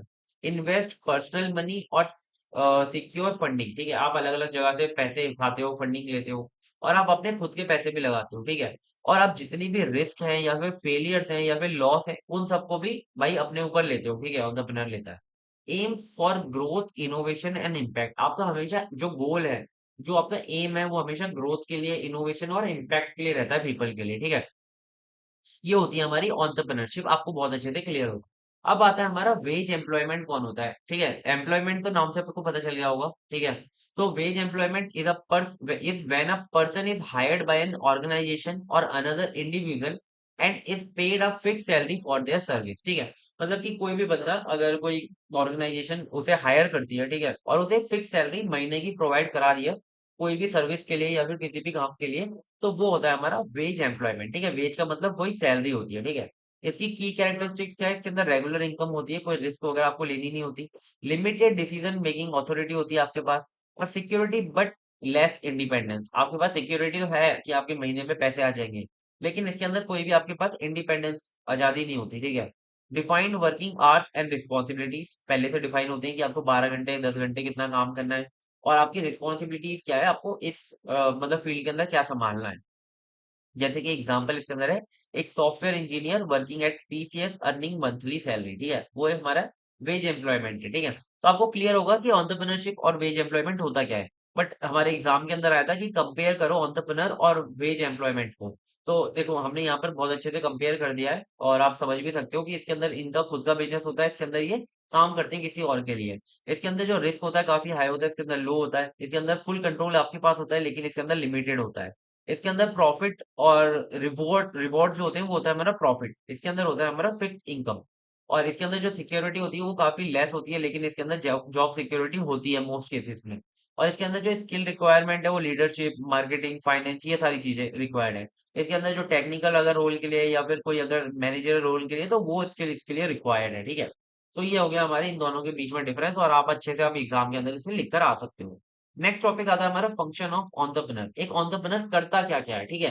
वो कौन-कौन से फंक्शंस हैं? वैसे आप सबको पता होगा लेकिन मैं फिर भी बताऊँगा, ठीक है? Entrepreneur is not just a business owner, ठीक है? वो एक हमारा प्लानर होता है, मैनेजर होता है, लीडर होता है, इनोवेटर होता है, ठीक है? ये सारे काम कौन कर रहा होता है? एक एंटरप्रेन्योर होता है, वही कर रहा होता है, ठीक है? वो सिर्फ़ एक बिज़नेस का ओनर ही नहीं होता, ठीक है? ये सारे काम भी वही करता है। अब इसके अंदर जो मेन फंक्शन जो रिक्वायर्ड होते हैं, जो भी काम करता है एंटरप्रेन्योर, वो कौन-कौन से होते हैं? सबसे पहले आइडिया जनरेशन, ठीक है? आइडिया जनरेशन मतलब कि मार्केट के अंदर गैप को आइडेंटिफाई करता है एंटरप्रेन्योर और ऑब्जर्व करता है कस्टमर्स की प्रॉब्लम एंड नीड्स को, ठीक है? नेक्स्ट आता है बिज़नेस प्लान को तैयार करता है, पूरे बिज़नेस मॉडल को तैयार करता है, planning, pricing marketing, operation in सबको कौन डिफाइन करता है? एंटरप्रेन्योर। नेक्स्ट आता है हमारा फंड रेज़िंग, कैसे आपके पैसे आएँगे? क्या वो लोन से आएँगे या फिर हमारे इन्वेस्टर्स पैसे देंगे? कैसे मतलब कि अलग-अलग इन्वेस्टर्स भी होते हैं, ठीक है? तो ये कैसे-कैसे कौन करेगा? इन सबको कौन मैनेज करता है? एंटरप्रेन्योर, ठीक है? नेक्स्ट है ऑर्गनाइजिंग रिसोर्सेस, ठीक है? अब रिसोर्सेस हमारे कोई भी अगर आप प्रोडक्ट तैयार कर रहे हो तो उसके लिए रॉ मटेरियल भी आपका रिसोर्स होता है, टेक्नोलॉजी भी जो यूज़ हो रही है वो भी रिसोर्स होता है और जो लोग वहाँ पर काम कर रहे हैं वो भी एक हमारे रिसोर्स होते हैं, ठीक है? तो उन सबको ऑर्गनाइज़ करना, उन सबको लाना वो कौन काम करता है? एंटरप्रेन्योर करता है, ठीक है? तो कितना सारा काम करता है एक एंटरप्रेन्योर, ठीक है? आपको समझ में आ रहा होगा। नेक्स्ट आता है रिस्क टेकिंग, रिस्क लेता है, डिसीजन मेकिंग, डिसीजंस वगैरह लेता है, इनोवेशन में भी काम करता है और मार्केटिंग में भी वही काम कर रहा होता है जो हमारा एंटरप्रेन्योर होता है। वैसे क्या होता है नीचे बहुत सारी टीम्स होती हैं जो कि इसके लिए काम कर रही होती हैं, लेकिन ऊपर जो डिसीजंस वगैरह कौन ले रहे होते हैं एंटरप्रेन्योर्स ले रहे होते हैं, ठीक है? मॉनिटरिंग एंड इवैल्यूएशन अच्छे से अपने पूरे बिज़नेस मॉडल को मॉनिटर करना, परफॉर्मेंस को चेक करना और अगर कोई भी एडजस्टमेंट करना होता है तो वो भी करते हैं, ठीक है? तो ये सारे जो काम है वो किसके हैं? एंटरप्रेन्योर के हैं, ठीक है? ये सारे फंक्शंस जो हैं किसके हैं? एंटरप्रेन्योर के हैं। ये यार आ सकता है पीवाईक्यू के अंदर तो प्लीज़ इसे अच्छे से कर लेना, ठीक है? और फंक्शंस ऑफ एंटरप्रेन्योर। नेक्स्ट आता है हमारा एंटरप्रेन्योर वर्सेस मैनेजर। अब एंटरप्रेन्योर और एक मैनेजर के बीच में क्या डिफरेंस है? Although both may run a team project, their mindset, responsibilities and goals are different. अब देखो दोनों ही क्या कर रहे हैं? टीम को रन कर रहे हैं, प्रोजेक्ट को बना रहे हैं, लेकिन इनके जो माइंडसेट, रिस्पॉन्सिबिलिटीज, गोल क्या है? अलग-अलग होती हैं। अब जैसे एक एंटरप्रेन्योर का ऑब्जेक्टिव क्या होता है कि एक न्यू बिज़नेस को क्रिएट करना और प्रॉफिटेबल बनाना, ठीक है? एक मैनेजर का क्या होता है कि जो भी ऑपरेशंस है एक्जिस्टिंग बिज़नेस के अंदर उन्हें अच्छे से एफिशिएंटली करना, ठीक है? और ओनरशिप इसके अंदर पूरी की पूरी एंटरप्रेन्योर के पास होती है, लेकिन ये किसी बिज़नेस के लिए काम करते हैं। ये कॉन्स्टेंटली लुक करते हैं इनोवेशन के लिए, देखते हैं इनोवेशन को, ठीक है, उसे बनाते हैं। लेकिन ये क्या करते हैं, जो एक्जिस्टिंग प्रोसेस हैं, उन्हें फॉलो करते हैं। ये कोई बियर्स करते हैं मतलब कि रिस्क को लेते हैं बिज़नेस की जितनी भी हैं और ये जो ऑपरेशनल रिस्क हैं, उन्हें मैनेज करते हैं और अवॉइड करते हैं, ठीक है? फिर नेक्स्ट आता है हमारा डिसीजन पावर, इसके बाद फुल कंट्रोल होता है, इनके बाद लिमिटेड। इनका जो विज़न और पैशन ड्रिवन होता है मतलब कि ये जो काम कर रहे हैं उनका विजन होता है ये सैलरी और प्रमोशन वगैरह के लिए कर रहे होते हैं, ठीक है? तो मैनेजर और एक एंटरप्रेन्योर के बीच में आपको डिफरेंस समझ में आ गया होगा, ठीक है? तो नेक्स्ट टॉपिक की तरफ बढ़ते हैं, role of entrepreneur in economic development. जो भी हमारी इंडिया की इकोनॉमी मतलब कंट्री की इकोनॉमी होती है उसके अंदर और एक एंटरप्रेन्योर का क्या रोल होता है ना? उसे मतलब तो देखो एंटरप्रेन्योर्स क्या होते हैं? बैकबोन होते हैं किसी भी कंट्री की इकोनॉमिक ग्रोथ के लिए, ठीक है? क्यों? क्योंकि एंटरप्रेन्योर्स ही होते हैं जो कि इनोवेशन को लाते हैं, ठीक है? They bring new technologies and processes and business models जो कि भाई ज़्यादा पैसा बना के देंगे, ठीक है? और आपकी जो कंट्री है उसको एक मतलब अलग स्टैंड बनाएँगे उसके लिए पूरे वर्ल्ड के अंदर, ठीक है? नेक्स्ट आता है हमारा एम्प्लॉयमेंट जनरेशन देंगे, ज़्यादा से ज़्यादा लोग काम करेंगे तो ज़्यादा से ज़्यादा पैसा बनेगा, ठीक है? तो startup create jobs, one founder में hire 10 to 10,000 people as the company grow, ठीक है? मतलब कि एक एंटरप्रेन्योर इतने सारे लोगों की जॉब लगवा सकता है, ठीक है? तो एंटरप्रेन्योर का बहुत बड़ा हाथ होता है, ठीक है? इकोनॉमिक ग्रोथ के अंदर। नेक्स्ट आता है हमारा जीडीपी ग्रोथ। एंटरप्रेन्योर्स की वजह से जो हमारी जीडीपी है वो भी ग्रो होती है by increasing production and service delivery और एंटरप्रेन्योर्स डायरेक्टली कंट्रीब्यूट करते हैं जीडीपी के लिए, ठीक है? नेक्स्ट आता है हमारा बैलेंस रीजनल डेवलपमेंट। जो हमारे स्टार्टअप्स होते हैं वो अगर हमारे टियर 2 सिटीज के अंदर या फिर टियर 3 सिटीज के अंदर मतलब आते हैं, तो उनसे क्या होता है, ये जो प्रेशर है अर्बन सेंटर्स के अंदर, अर्बन सिटीज़ के अंदर वो कम हो जाता है। क्योंकि आपने देखा होगा कि गाँव से बहुत सारे लोग शहर जाते हैं काम करने। लेकिन अगर उनके गाँव में ही अगर टियर 2 सिटीज़, टियर 3 सिटीज़ के अंदर ही अगर स्टार्टअप्स आ जाते हैं, तो उन्हें वहीं पर काम मिल जाएगा, ठीक है? नेक्स्ट आता है हमारा एक्सपोर्ट प्रमोशन जैसे कि ज़ोहो हो गया या फिर फ्रेशवर हो गया, ज़ोमैटो हो गया, वो हमारे इंटरनेशनल रेवेन्यू को लाते हैं इंडिया के लिए, ठीक है? नेक्स्ट आता है हमारा सोशल चेंजेस। बहुत सारे एंटरप्रेन्योर्स हैं जो कि सोशल इश्यूज को भी सॉल्व करते हैं जैसे कि एडटेक, एग्रीटेक, हेल्थ टेक, ठीक है? नेक्स्ट हमारा जो टॉपिक है वो है बैरियर्स टू एंटरप्रेन्योरशिप। अब एंटरप्रेन्योरशिप आपको नाम से अब मतलब कि पूरा समझ गए होंगे तो आपको समझ में आ गया होगा कि इसके अंदर भाई प्रॉब्लम्स भी तो आएँगी। रिस्क है, बहुत सारी रिस्क है, ठीक है? और बहुत सारे लोग हैं जो कि भाई मोटिवेशन अंदर से शुरू में तो होता है लेकिन आगे जाके कम हो जाता है, ठीक है? तो वो भी एक बैरियर है। ऐसे बहुत सारे चैलेंजेस होते हैं जो कि एंटरप्रेन्योरशिप की पूरी जर्नी के अंदर आते हैं, ठीक है? तो उन बैरियर्स को यहाँ पर समझाना है, ठीक है? अब बेनिफिट्स तो बहुत सारे हैं भाई एंटरप्रेन्योरशिप के अंदर, लेकिन बिज़नेस को स्टार्ट करना बहुत कोई ईज़ी काम नहीं होता। यहाँ पर बहुत सारे बैरियर्स होते हैं और यहाँ पर मैंने लिखा भी हुआ है कि पीवाईक्यू के अंदर पूछे भी गए हैं, ठीक है? तो देखो सबसे पहला बैरियर होता है फाइनेंशियल कंस्ट्रेंट्स। अब किसी भी स्टार्टअप को स्टार्ट करने के लिए आपके पास कैपिटल की बहुत ज़्यादा रिक्वायरमेंट होती है। अगर वो नहीं है तो एक वो फाइनेंशियल कंस्ट्रेंट आ गया, ठीक है? तो difficulty in accessing loans due to no credit history और कोलेटरल, ठीक है? अगर आपके पास कुछ गिरवी रखने के लिए नहीं है, आपके पास कोई भी हिस्ट्री नहीं है क्रेडिट की, तो आपको लोन मिलना बहुत ज़्यादा मुश्किल है। तो आपके पास अपना पैसा भी थोड़ा बहुत होना चाहिए। Social pressure, family preference for secure government jobs और एमएनसी जॉब्स, ठीक है? ये तो हर एक किसी के पास प्रॉब्लम होती है कि भाई उनकी फैमिली कहती है कि भाई एक सिक्योर जॉब ले लो, ठीक है? ये सब स्टार्टअप स्टार्टअप में कुछ नहीं लगा, ये तो कल बंद हो जाने हैं, ठीक है? तो वो उस वजह से भी ठीक है, तो सोशल प्रेशर भी बहुत सारा होता है और सोसाइटी जो होती है may not view business as a respectable path, ठीक है, बहुत जगह है।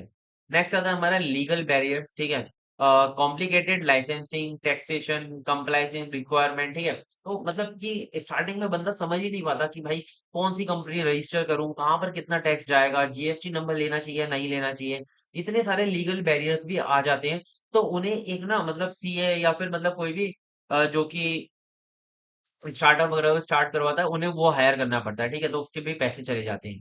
फ़ियर ऑफ फेलियर, ये तो सबसे ज़्यादा होता है कि भाई इसके अंदर मैं पैसे लगा रहा हूँ, तो कहीं मेरा फेल ना हो जाऊँ इसके अंदर, तो एम्बैरेसमेंट जो होगी, है ना? तो ये सारी चीज़ें मतलब स्टार्टिंग में आती है किसी के भी मतलब मन में। नेक्स्ट आता है हमारा लैक ऑफ ट्रेनिंग, ठीक है? नो एक्सेस टू मेंटरशिप और बिज़नेस एजुकेशन। अब तो मतलब जो गवर्नमेंट है वो प्रोवाइड कराती है ईडीपी सेशंस।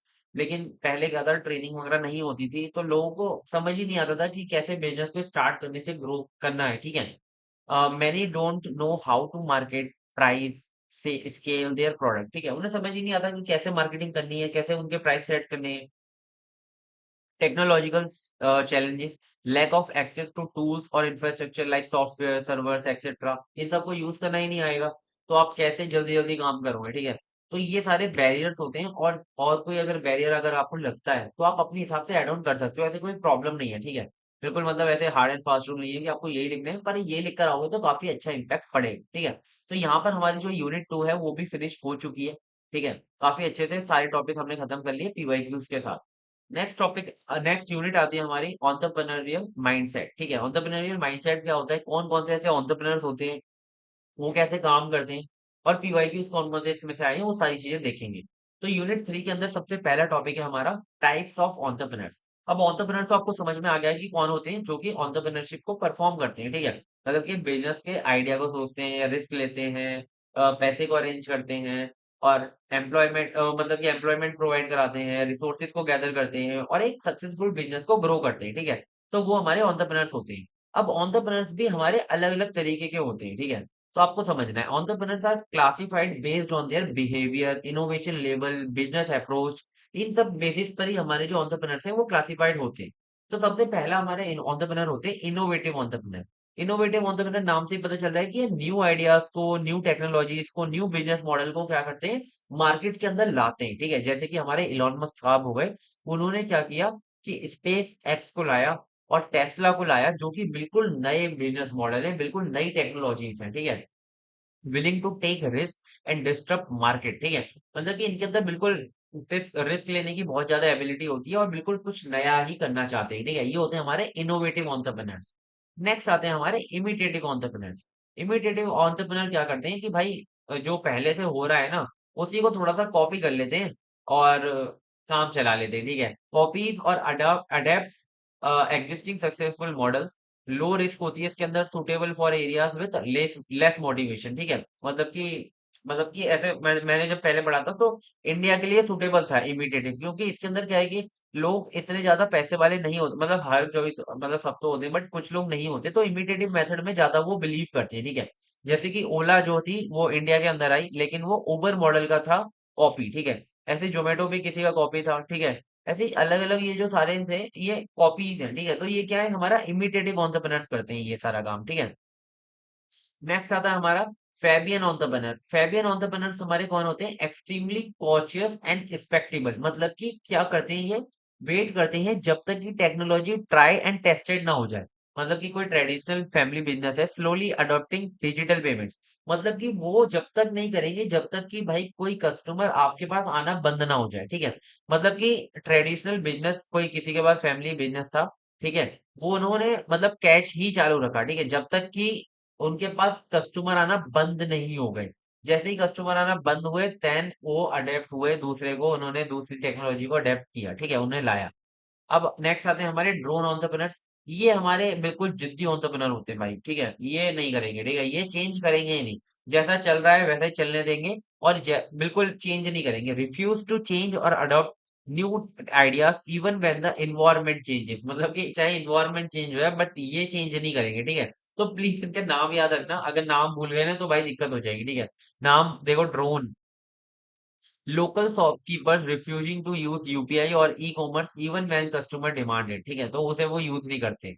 नेक्स्ट आता है हमारा सोशल ऑन द अब देखो इसमें भी ऐसे हमारे 4 मेन होते हैं। अब जो नेक्स्ट आ रहे हैं हमारे वो आप चाहो तो लिखो मत लिखो, ठीक है? पहले होते हैं हमारे सोशल एंटरप्रेन्योर्स जो कि एक सोशल प्रॉब्लम को सॉल्व करते हैं और वो प्रॉफिट की तरफ ज़्यादा नहीं देखते। इनका जो मेन एम होता है वो होता है सोशल एक इश्यू को सॉल्व करना, ठीक है? सोशल इम्पैक्ट लाना। इसके अंदर इनका एम नहीं होता कि भाई मुझे प्रॉफिटेबल बनाना है, ठीक है? अगर वो प्रॉफिट अर्न भी कर रहे हैं, तो वो बिज़नेस के अंदर वापस इन्वेस्ट कर देते हैं, ठीक है? जैसे कि हमारे अरुणाचलम सर थे, उन्होंने एक सैनिटरी पैड के मतलब मैन्युफैक्चरिंग करी थी इंडिया के अंदर जो कि काफ़ी सस्ते मतलब गाँव के अंदर रूरल एरियाज़ के अंदर काफ़ी सस्ते सैनिटरी पैड्स को प्रोवाइड कराते थे जिससे कि वुमेन्स उसे ईज़िली यूज़ कर सकें, ठीक है? नेक्स्ट आते हैं हमारे सीरियल एंटरप्रेन्योर्स। ये क्या करते हैं? स्टार्ट करते हैं multiple business one after another, ठीक है? Love their process of building new things, ठीक है? जैसे कि रतन टाटा जी थे, उन्होंने वो हमारे सीरियल एंटरप्रेन्योर्स थे। उन्होंने बहुत सारे इनोवेटिव वेंचर्स को लॉन्च किया, जैसे कि टाटा नैनो, टाटा स्टारबक्स और invested in startups like Paytm, Ola इन सब के अंदर भी इन्वेस्ट किया और अपने देखो आपको पता है टाटा का कितना सारा वोल्टाज है और टाटा स्टारबक्स हो गया, हमारा टाटा मोटर्स हो गई, ठीक है? तो ऐसे टाटा स्टील हो तो ऐसे बहुत सारे उन्होंने बिजनेस लॉन्च करे थे, ठीक है? तो आई होप आपको ये क्लियर होंगे।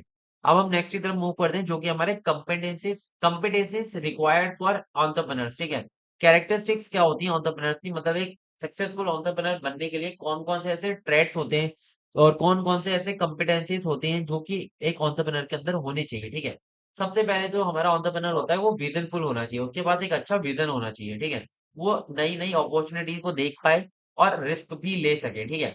और जैसे कि starting of solar panel business in rural areas, ठीक है? तो ये विज़नफुल एंटरप्रेन्योर है। नेक्स्ट आता है ये सेल्को ने स्टार्ट किया था, ठीक है?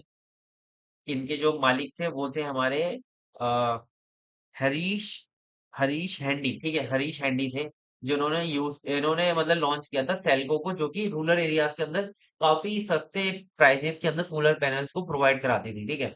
तो ये याद रख सकते हो। नेक्स्ट आता है हमारा रिस्क टेकिंग एबिलिटी होनी चाहिए, वो डिसीजंस ले सकें अगर अनसर्टेनिटी आ जाती है। एक बात समझो, रिस्क और अनसर्टेनिटी के अंदर डिफरेंस होता है। रिस्क हमें पहले से मेजर कर सकते हैं कि ऐसा हो सकता है, लेकिन अनसर्टेन ऐसा मतलब कह सकते हो फिनोमिना जो कि भाई कभी भी हो सकता है, ठीक है?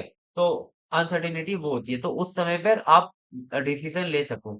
Investing, saving in new venture, ठीक है? जैसे कि आपने नया जो भी आपकी सेविंग्स है आपने नए बिजनेस के अंदर इन्वेस्ट कर दिया। नेक्स्ट आता है हमारा लीडरशिप स्किल होनी चाहिए, मोटिवेट करो और गाइड करो टीम को, leading a startup team to achieve product launch. Next आता है हमारा डिसीजन मेकिंग होना चाहिए, काफी क्विक डिसीजन ले सको आप, मतलब ऐसे नहीं डिले करते रहो। नेक्स्ट आता है हमारा परसिस्टेंस होना चाहिए, मतलब कि not giving up after failure, मतलब कितने भी फेलियर्स आ रहे हैं आप गिव अप नहीं करोगे, आप हमेशा मोटिवेटेड रहोगे और परसिस्टेंट रहोगे और आगे काम करते रहोगे, ठीक है? इनोवेशन होना चाहिए, मतलब इनोवेशन ला सके, न्यू सॉल्यूशंस को क्रिएट कर सके। अडेप्टेबल भी होना चाहिए, मतलब कि अलग-अलग अगर ट्रेंड्स आ रहे हैं तो उसके लिए एडजस्ट हो जाए। ऐसा ना हो कि भाई ड्रोन एंटरप्रेन्योर्स बन जाए, ठीक है? मतलब कि चेंज ही ना हो। सो हमारा यहाँ पे नेक्स्ट टॉपिक आता है क्रिएटिव एंड डिजाइन थिंकिंग, ठीक है? क्रिएटिव थिंकिंग क्या होती है और डिजाइन थिंकिंग क्या होती है, काफ़ी अच्छे से समझने वाले हैं और इनकी टेक्निक्स को भी देखने वाले हैं। सो देखो सबसे पहले हमारा क्रिएटिव थिंकिंग होती है। इसका मतलब होता है कि आप कुछ नया और कुछ ओरिजिनल आइडिया को क्या करते हो, जनरेट करते हो और थिंक करते हो, ठीक है? Creative thinking means thinking in a unique way to solve problems or create something new.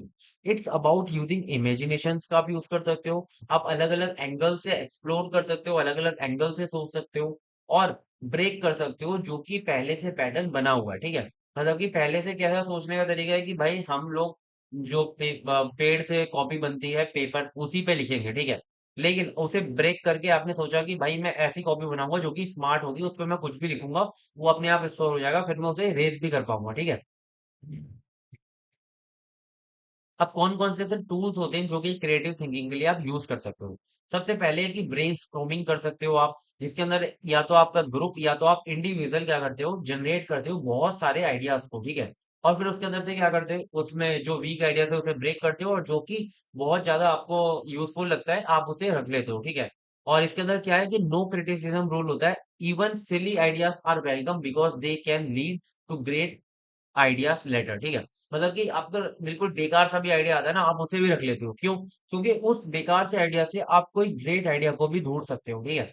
So example जैसे कि आप एक डिज़ाइन कर रहे हो new school school bag and you think आप वाटर प्रूफ बैग बना सकते हो, बैग विथ चार्जर बना सकते हो, आप बैग विथ चेंज कलर बना सकते हो, smart bag with location tracker भी बना सकते हो, ठीक है? तो ये सब क्या है, एक आपने ब्रेनस्टॉर्मिंग से निकाले हैं सारे आइडियाज। नेक्स्ट टूल आता है हमारा स्कैम्पर, ठीक है? ऐसे कहते हैं स्कैम्पर। स्कैम्पर का मतलब होता है a creative thinking technique. It help you improve और create product by asking 7 step of question. आप इसके अंदर क्या करते हो, 7 स्टेप का एक क्वेश्चन पूछते हो और उससे आपको ये जो आइडिया है वो मिल जाता है, ठीक है? सबसे पहले क्या है, सब्स्टिट्यूट, कि मतलब व्हाट कैन यू रिप्लेस। जैसे कि आप पहले से कोई चीज अगर प्लास्टिक से बनती है तो आप उसे जूट बैग से क्या कर सकते हो, रिप्लेस कर सकते हो, ठीक है? सबसे पहले आपको देखना है कि एग्जिस्टिंग जो प्रोडक्ट है आप उसे कैसे सब्स्टिट्यूट कर सकते हो, ठीक है? फिर आता है combine. What can you combine, जैसे कि आप क्लॉक और मिरर को कंबाइन कर सकते हो, ठीक है? तो ऐसे मतलब कंबाइन कर सकते हो। नेक्स्ट आता है adapt. Can you adapt something used elsewhere, जैसे कि use car seat belt tag in baby carriers, ठीक है? मतलब कि जो सीट बेल्ट है कार वाला, वो आपने जो बेबी कैरियर्स होते हैं उनके अंदर यूज कर लिया, ठीक है? तो ये होता है कि अडेप्शन, मतलब कि किसी का कहीं पर यूज कर लिया। मॉडिफाई, ठीक है? चेंज शेप साइज और कलर, जैसे कि लैपटॉप जो है अल्ट्रा स्लिम होते जा रहे हैं, लाइट वेट होते जा रहे हैं। पुट टू अनदर यूज, मतलब कि यूज फॉर समथिंग न्यू। कोई पहले से जो है उसे आप एज अ न्यू यूज करो। Use a old smart phone as a home CCTV. मतलब कि आजकल बहुत लोग जो कि फोन खराब हो जाते हैं, जो कि मतलब यूज नहीं हो रहे होते, उनको एज अ सीसीटीवी यूज करते हैं। Eliminate, what can be remove. Remove headphone wires, उन्हें वायरलेस ईयरबड्स में आ गए, ठीक है? Reverse, change the order of और डायरेक्शन, ठीक है? मतलब कि जैसे पहले बुक ऐसे ओपन होती थी, फिर आपने वर्टिकली ओपन होने लगी, जैसे कि कैलेंडर ओपन होता है, ठीक है? तो ये जो 7 स्टेप्स है ना, आप इन्हें करके बहुत सारे आइडियाज़ को फाइंड आउट कर सकते हो, ठीक है? जैसे कि सब्स्टिट्यूट के अंदर ही आपको बहुत सारे आइडियाज़ मिल जाएँगे, कंबाइन के अंदर आपको बहुत सारे आइडिया मिल जाएँगे। तो ये एक हमारा टूल है स्कैम्पर करके। देखो, एक ब्रेनस्टॉर्मिंग और स्कैम्पर। स्कैम्पर याद रखोगे तो उससे आपको सारे वर्ड्स क्लियर हो जाएँगे, ठीक है? तो प्लीज़ एक बार ये पढ़ लेना, क्योंकि मुझे लगता है कि भाई ये आ सकता है पेपर के अंदर, ठीक है? नेक्स्ट आता है हमारा डिजाइन थिंकिंग। अब क्या है, इसके अंदर आप अंडरस्टैंड करोगे ह्यूमन की नीड्स को डीपली, ठीक है? Design thinking is a step by step process used to create solution that truly solve users problem. ऐसे नहीं कि भाई आप अपने इमेजिनेशन में ही चलते रहोगे, यहाँ पर आप ऐसे प्रोडक्ट के बारे में सोचोगे जो कि असलियत में यूजर की प्रॉब्लम को सॉल्व कर रहा है, और आप काफी इसमें डीपली सोचोगे, ठीक है? It not just about design, it's about empathy and problem solving. आप इसके अंदर बिल्कुल ऐसे सोच के चलोगे कि अगर उस यूज़र की जगह मैं होता, तो कैसे मेरी प्रॉब्लम सॉल्व हो रही होती, ठीक है? तो इसके अंदर हमारे 5 स्टेजेस होते हैं। सबसे पहला होता है हमारा एम्पैथाइज़। एम्पैथाइज़ में क्या होता है कि आप यूज़र से बात करते हो और उसे आप ऑब्ज़र्व करते हो। आप बिल्कुल उसको ऐसे एनालाइज़ करते हो कि आप उसकी जगह खुद हो, ठीक है? तो यहाँ पर हम एग्ज़ाम्पल ले रहे हैं स्मार्ट पिल बॉक्स का, ठीक है? मतलब कि एक ऐसा पिल बॉक्स है, ठीक है? मतलब कि ऐसा एक दवाई का डब्बा है जो कि स्मार्ट है, ठीक है? तो आपने क्या किया, जो ऐसे बूढ़े लोग हैं उनसे बात करी और उनसे पता लगाया कि वो कैसे मैनेज करते हैं उनकी मेडिसिन्स को जी, क्योंकि बहुत लोग भूल जाते हैं, आपके मम्मी-पापा होंगे वो भूल जाते होंगे, ठीक है? और आप भी कभी-कभी भूल जाते हो। तो आपने क्या किया, उन्हें उनसे एकदम बात की और आपने मतलब पता लगाया उनकी प्रॉब्लम क्या है, ठीक है? नेक्स्ट आता है डिफाइन। इसके अंदर आपने एक रियल प्रॉब्लम जो है फाइंड आउट कर ली। फाइंड द रियल प्रॉब्लम है क्या? ये है कि they forgot to take feel confused, मतलब कि कौन-सी पिल लेनी है और वो कन्फ्यूज़्ड भी रहते हैं, ठीक है? नेक्स्ट आता है हमारा आइडिएट। अब आप क्या करो, बहुत सारे सॉल्यूशंस को देखो, जैसे कि आप उसके अंदर वॉइस अलर्ट लगा सकते हो, पिल ट्रैकिंग ऐप बना सकते हो, ब्लिंकिंग बॉक्स बना सकते हो, ठीक है? तो ये सारी चीजें आप कर सकते हो, जिससे कि जो लोग हैं उन्हें याद रहेगा और उन्हें एक अलर्ट मिलेगा कि कौन सी पिल कब लेनी है, ठीक है? और नेक्स्ट आता है हमारा प्रोटोटाइप। अब आप एक काम करो, एक बेसिक वर्जन जनरेट करो जो भी आपने सोचा है। तो हमने क्या किया, एक बिल्ड किया स्मार्ट बॉक्स जो कि ब्लिंक करता है लाइट जब भी आपको पिल वगैरह लेनी होती है, ठीक है? फिर आप क्या करो, उसे टेस्ट करो, show to users and get feedback, elderly से buttons are small, improve it. अगर आपको लगता है कि उन्होंने कहा कि भाई जो बटन्स है वो काफी छोटे हैं, तो आप उन्हें इम्प्रूव करो। फिर 5 स्टेज होते हैं डिजाइन थिंकिंग के, ठीक है? तो आई होप आपको डिजाइन थिंकिंग भी बहुत अच्छे से क्लियर हो।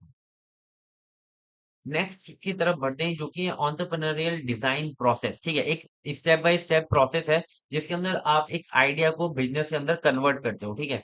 तो ये भी बिल्कुल सेम टू सेम हमारी जो पहले प्रोडक्शन एंड प्लानिंग वाला जो जो था वो बिल्कुल उसी की तरह है, ठीक है?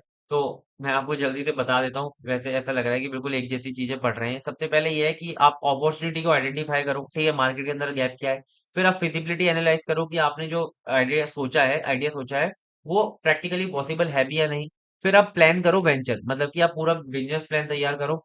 फिर आप रिसोर्स मोबिलाइज़ेशन, मतलब कि कहाँ-कहाँ से लोग आप इकट्ठा करोगे, कैसे कैपिटल गैदर करोगे, कैसे आप सप्लायर को ढूँढोगे, ये सारी चीज़ें देखो, ठीक है? फिर आप बिज़नेस को लॉन्च करो और फिर आप उसे मैनेज करो और स्केल करो, ठीक है? ये हमारा एक बेसिकली फ्रेमवर्क होता है, किसी भी बिज़नेस को स्टार्ट करने से लेकर ग्रो करने तक का, ठीक है?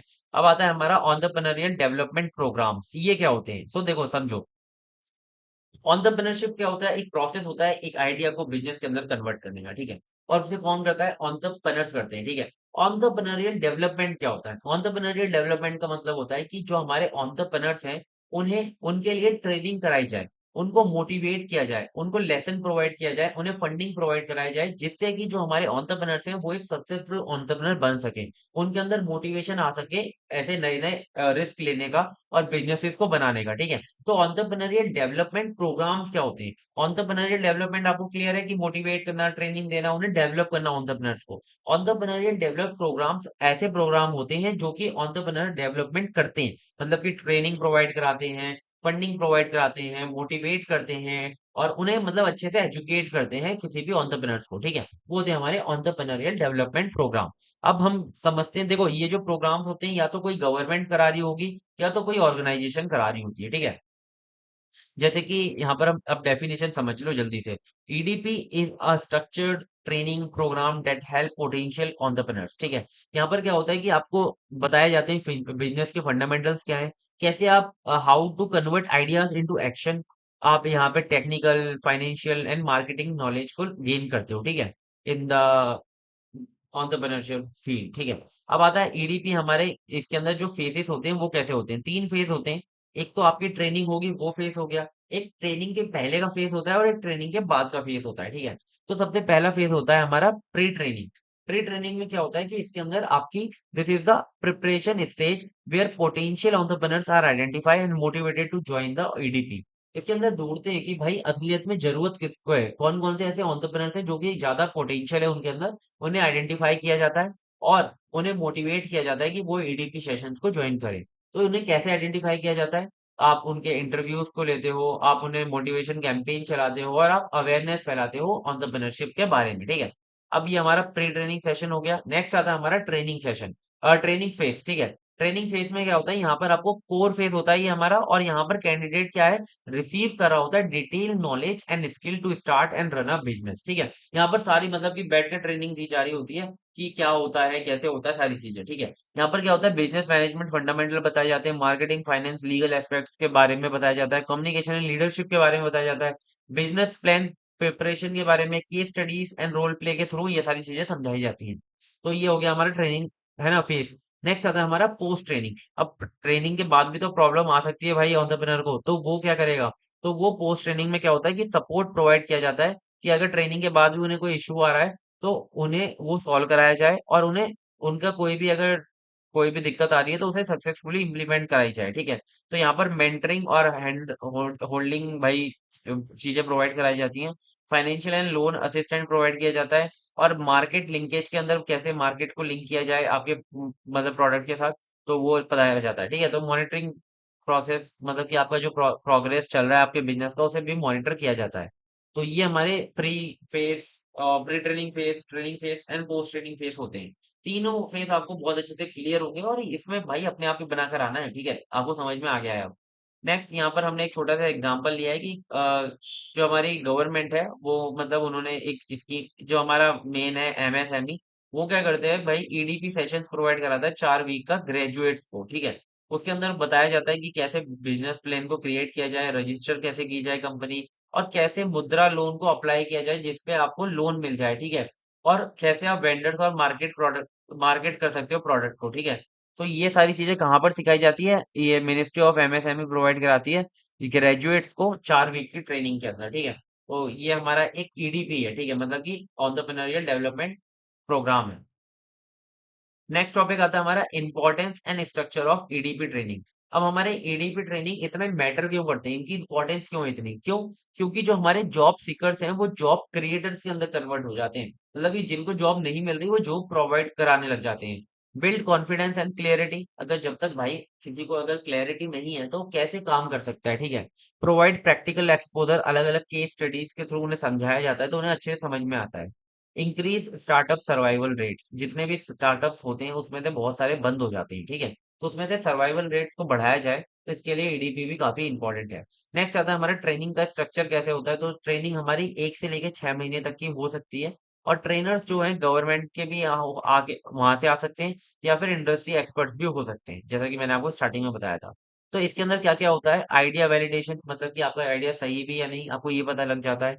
मार्केटिंग सेल्स के बारे में वो पता चल जाता है, कैसे फाइनेंस मैनेज करना है वो, क्योंकि बहुत लोगों को लगता है कि भाई हमारे पास बहुत कम पैसा है लेकिन आइडिया अच्छा है उनके पास, तो हम कर नहीं सकते। लेकिन आजकल गवर्नमेंट ने इतनी सारी स्कीम्स वगैरह निकाल दी है, इतने मतलब आपको बेनिफिट मिल रहे हैं जिससे आप मतलब कम पैसे के अंदर भी बिजनेस को क्या कर सकते हो, स्टार्ट कर सकते हो।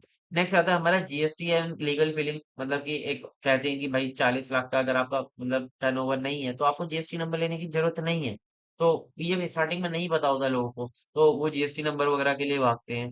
डिजिटल मार्केटिंग कैसे कर सकते हो आप, वो भी प्रोवाइड की जाती है। तो ये थी हमारी यूनिट 3, यहाँ पर हमने सारे टॉपिक कंप्लीट कर लिए। इसके अंदर जो सबसे इंपॉर्टेंट टॉपिक है वो है हमारा ईडीपी, एंटरप्रेन्योरियल डेवलपमेंट प्रोग्राम। और एक हमारा ये वाला जो मैंने बताया था क्रिएटिव थिंकिंग, ठीक है ये। और हमारे ये जो 4 एंटरप्रेन्योर्स के टाइप है, ठीक है, प्लीज इनको कर लेना। सो अब करते हैं यूनिट 4 को स्टार्ट। तो यूनिट 3 आपकी शूट करते करते मैं सो गया था। तो अब हम यूनिट 4 को स्टार्ट करेंगे। यूनिट 4 को पहले थोड़ा सा समझते हैं। इसके अंदर हम प्रोडक्शन प्लानिंग सिस्टम को समझेंगे, ठीक है। मतलब कि आपका जो पूरा का पूरा गुड एक मतलब एक आपका प्रोडक्ट तैयार होता है, उसके अंदर कौन कौन सी ऐसी प्लानिंग होती है। प्रोडक्शन प्रोडक्शन का मतलब होता है कि आप अपनी कंपनी में एक महीने में या फिर एक टाइम ड्यूरेशन में कितने प्रोडक्ट्स तैयार कर रहे हो, उसको हम कहते हैं प्रोडक्शन। मतलब कोई पूछता है ना कि आपकी कंपनी का प्रोडक्शन कितना है, तो आप बोलते हो कि हमारे एक दिन में हम 100 यूनिट बनाते हैं, 200 यूनिट बनाते हैं, तो वो आपका प्रोडक्शन होता है। अब आपका ये प्रोडक्शन सिस्टम कैसे तैयार होता है, प्रोडक्शन की आप कैसे प्लानिंग करते हो, वो सारी चीजें आज हम देखने वाले इस यूनिट के अंदर हम देखने वाले हैं, ठीक है। तो देखो प्रोडक्शन सिस्टम ये होता क्या है। अब production system is a framework use to convert आपका जो रॉ मटेरियल होता है, जो आपकी लेबर होती है, जो आपका कैपिटल होता है और जो आपकी इंफॉर्मेशन होती है, उसको एक फिनिश्ड गुड में या फिर सर्विस के अंदर कन्वर्ट करना। अब देखो आपके पास कंपनी के अंदर ये सारी चीजें बाहर से आ रही होती हैं, लेबर, रॉ मटेरियल, पैसा, इंफॉर्मेशन, ये सब बाहर से आ रही है, ठीक है। अब उन सबको आपको यूज करना है और उन सबको आपको कन्वर्ट करना है गुड्स के अंदर, सर्विसेज के अंदर, ठीक है। और आप ये जो पूरा फ्रेमवर्क होता है उसे हम क्या कहते हैं, प्रोडक्शन सिस्टम कहते हैं, ठीक है। तो आई होप आपको ये अच्छे से क्लियर होगा। देखते हैं, it consist of input, transformation, process and output. इसके अंदर 3 चीजें होती हैं। एक तो इनपुट जो कि आपके रॉ मटेरियल, लेबर जो भी लगा, ठीक है। एक आपका आता है ट्रांसफॉर्मेशन प्रोसेस, कि आप कैसे रॉ मटेरियल को प्रोडक्ट के अंदर तैयार करोगे, और जो प्रोडक्ट होता है वो होता है हमारा आउटपुट, ठीक है। अब इसका ऑब्जेक्टिव क्या होता है, ऑब्जेक्टिव बस हमारा एक होता है कि हमें एक हाई क्वालिटी प्रोडक्ट को तैयार करना है जल्दी से जल्दी इन मिनिमल कॉस्ट, ठीक है। मतलब हर किसी का यही होता है मोटिव, आप कुछ भी काम कर रहे हो उसके पीछे आपका यही मोटिव होता है कि मैं अच्छा प्रोडक्ट तैयार कर पाऊँ कम पैसों के अंदर और जल्दी, है ना। तो ये आपको क्लियर होगा। अब नेक्स्ट की तरफ मूव करते हैं, जो कि है हमारा एक क्वेश्चन, ठीक है। एक क्वेश्चन आया था हमारा पीवाईक्यू के अंदर कि आपका जॉब, बैच और मास प्रोडक्शन के बीच में डिफरेंस बताना था और एग्जाम्पल के साथ बताना था। तो यही होते हैं हमारे टाइप्स ऑफ प्रोडक्शन। तो हमारे जो प्रोडक्शन होते हैं वो 3 तरीके के होते हैं। या तो आप जॉब प्रोडक्शन कर रहे होंगे अपनी कंपनी के अंदर, या तो बैच, या फिर आप मास प्रोडक्शन कर रहे होंगे। अब थोड़ा समझो, ठीक है, जॉब प्रोडक्शन क्या होता है। अगर आप किसी एक प्रोडक्ट को तैयार करते हो पूरी की पूरी एक लाइन में, मतलब कि आप पहले क्या करोगे, उसके जैसे कि आप समझ लेते हो आप बाइक तैयार कर रहे हो, ठीक है। तो आप क्या कर रहे हो, सिर्फ एक बाइक तैयार करते हो एक टाइम पे, ठीक है। तो उसे कहते हैं जॉब प्रोडक्शन। यहाँ पर सिर्फ एक प्रोडक्ट एक टाइम पे तैयार होता है।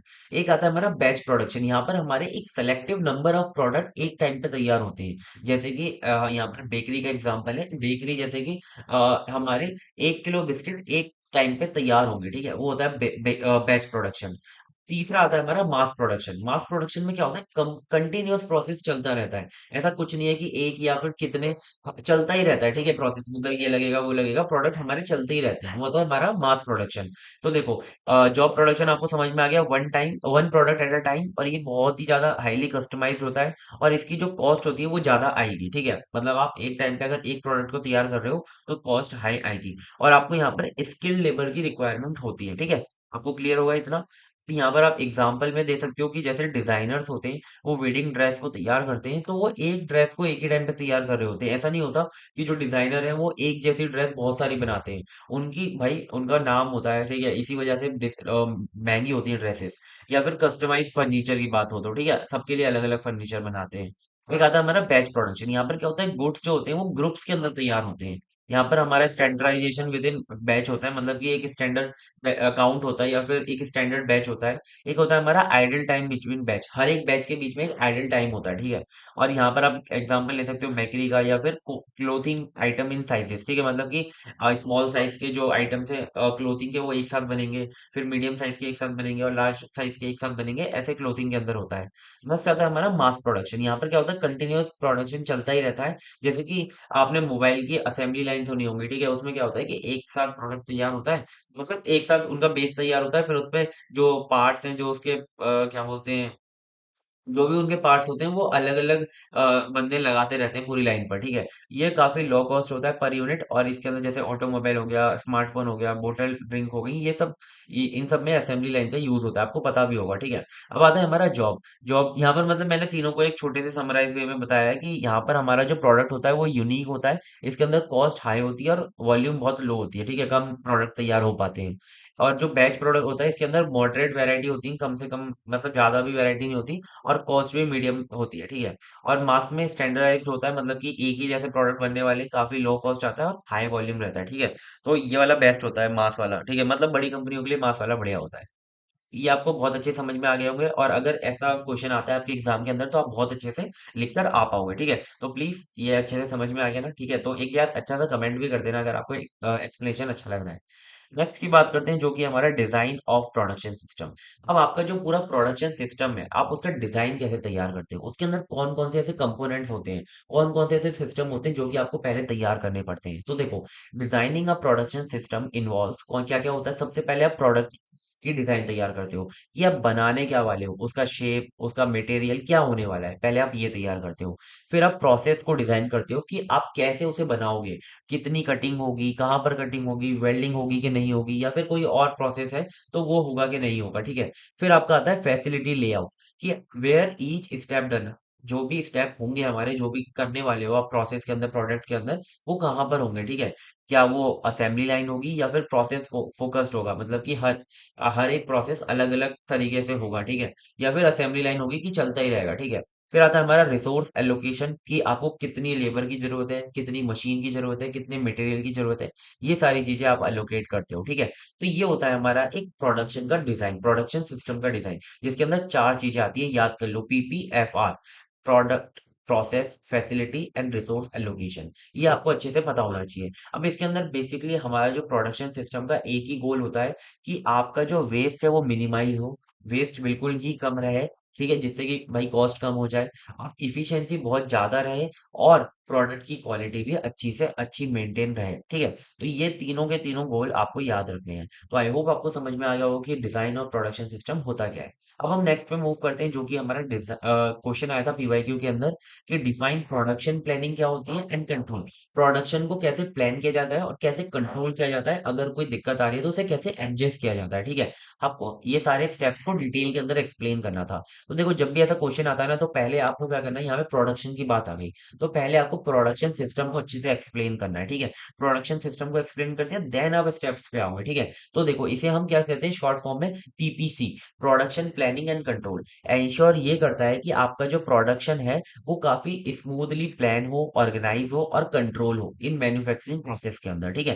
तो ये बहुत बहुत अच्छे से आपको क्लियर होगा, ठीक है। अब हम बात करते हैं इसके स्टेप्स की। तो देखो स्टेप्स, देखो इसमें स्टेप में क्या है ना, कि आपको नाम याद रहना चाहिए स्टेप्स का, फिर आप आराम से उसके बारे में लिख के आओगे, ठीक है। तो सबसे पहला हमारा स्टेप होता है राउटिंग। अब राउटिंग क्या होता है? राउटिंग आपने आपने ऐसे सुना भी होगा कि डॉट्स को कनेक्ट करना या फिर एक पाथ बनाना। तो यहाँ पर क्या करते हो कि आप डिसाइड करते हो द सीक्वेंस ऑफ ऑपरेशन, कि आपके जितने भी ऑपरेशन है कि कौन सा इनपुट आएगा, कब कौन सा पार्ट लगेगा, उनको आप एक सीक्वेंस देते हो, उनको आप एक पाथ देते हो कि विच machine and worker will be use, कौन सी मशीन कहाँ पर यूज होगी, कौन सा वर्कर कौन किस मशीन पे यूज होगा। आप एक पूरा सीक्वेंस बनाते हो, एक आप पाथ बनाते हो, ठीक है। तो पहला क्या हो गया हमारा? राउटिंग। दूसरा होता है हमारा शेड्यूलिंग। अब शेड्यूलिंग में आपका आता है कि हर एक ऑपरेशन कब स्टार्ट होगा और कब एंड होगा। आपने ऑपरेटिंग सिस्टम के अंदर शेड्यूलिंग पढ़ी होगी, जिसके अंदर हम क्या करते हैं, मशीन्स को अपने प्रोसेसेस को अलोकेट करते हैं, ठीक है, अलग अलग चीजों के लिए। तो ऐसे ही यहाँ पर क्या होता है, मशीन को ऑपरेशंस को अलोकेट किया जाता है कि कब वो स्टार्ट होंगे, कब वो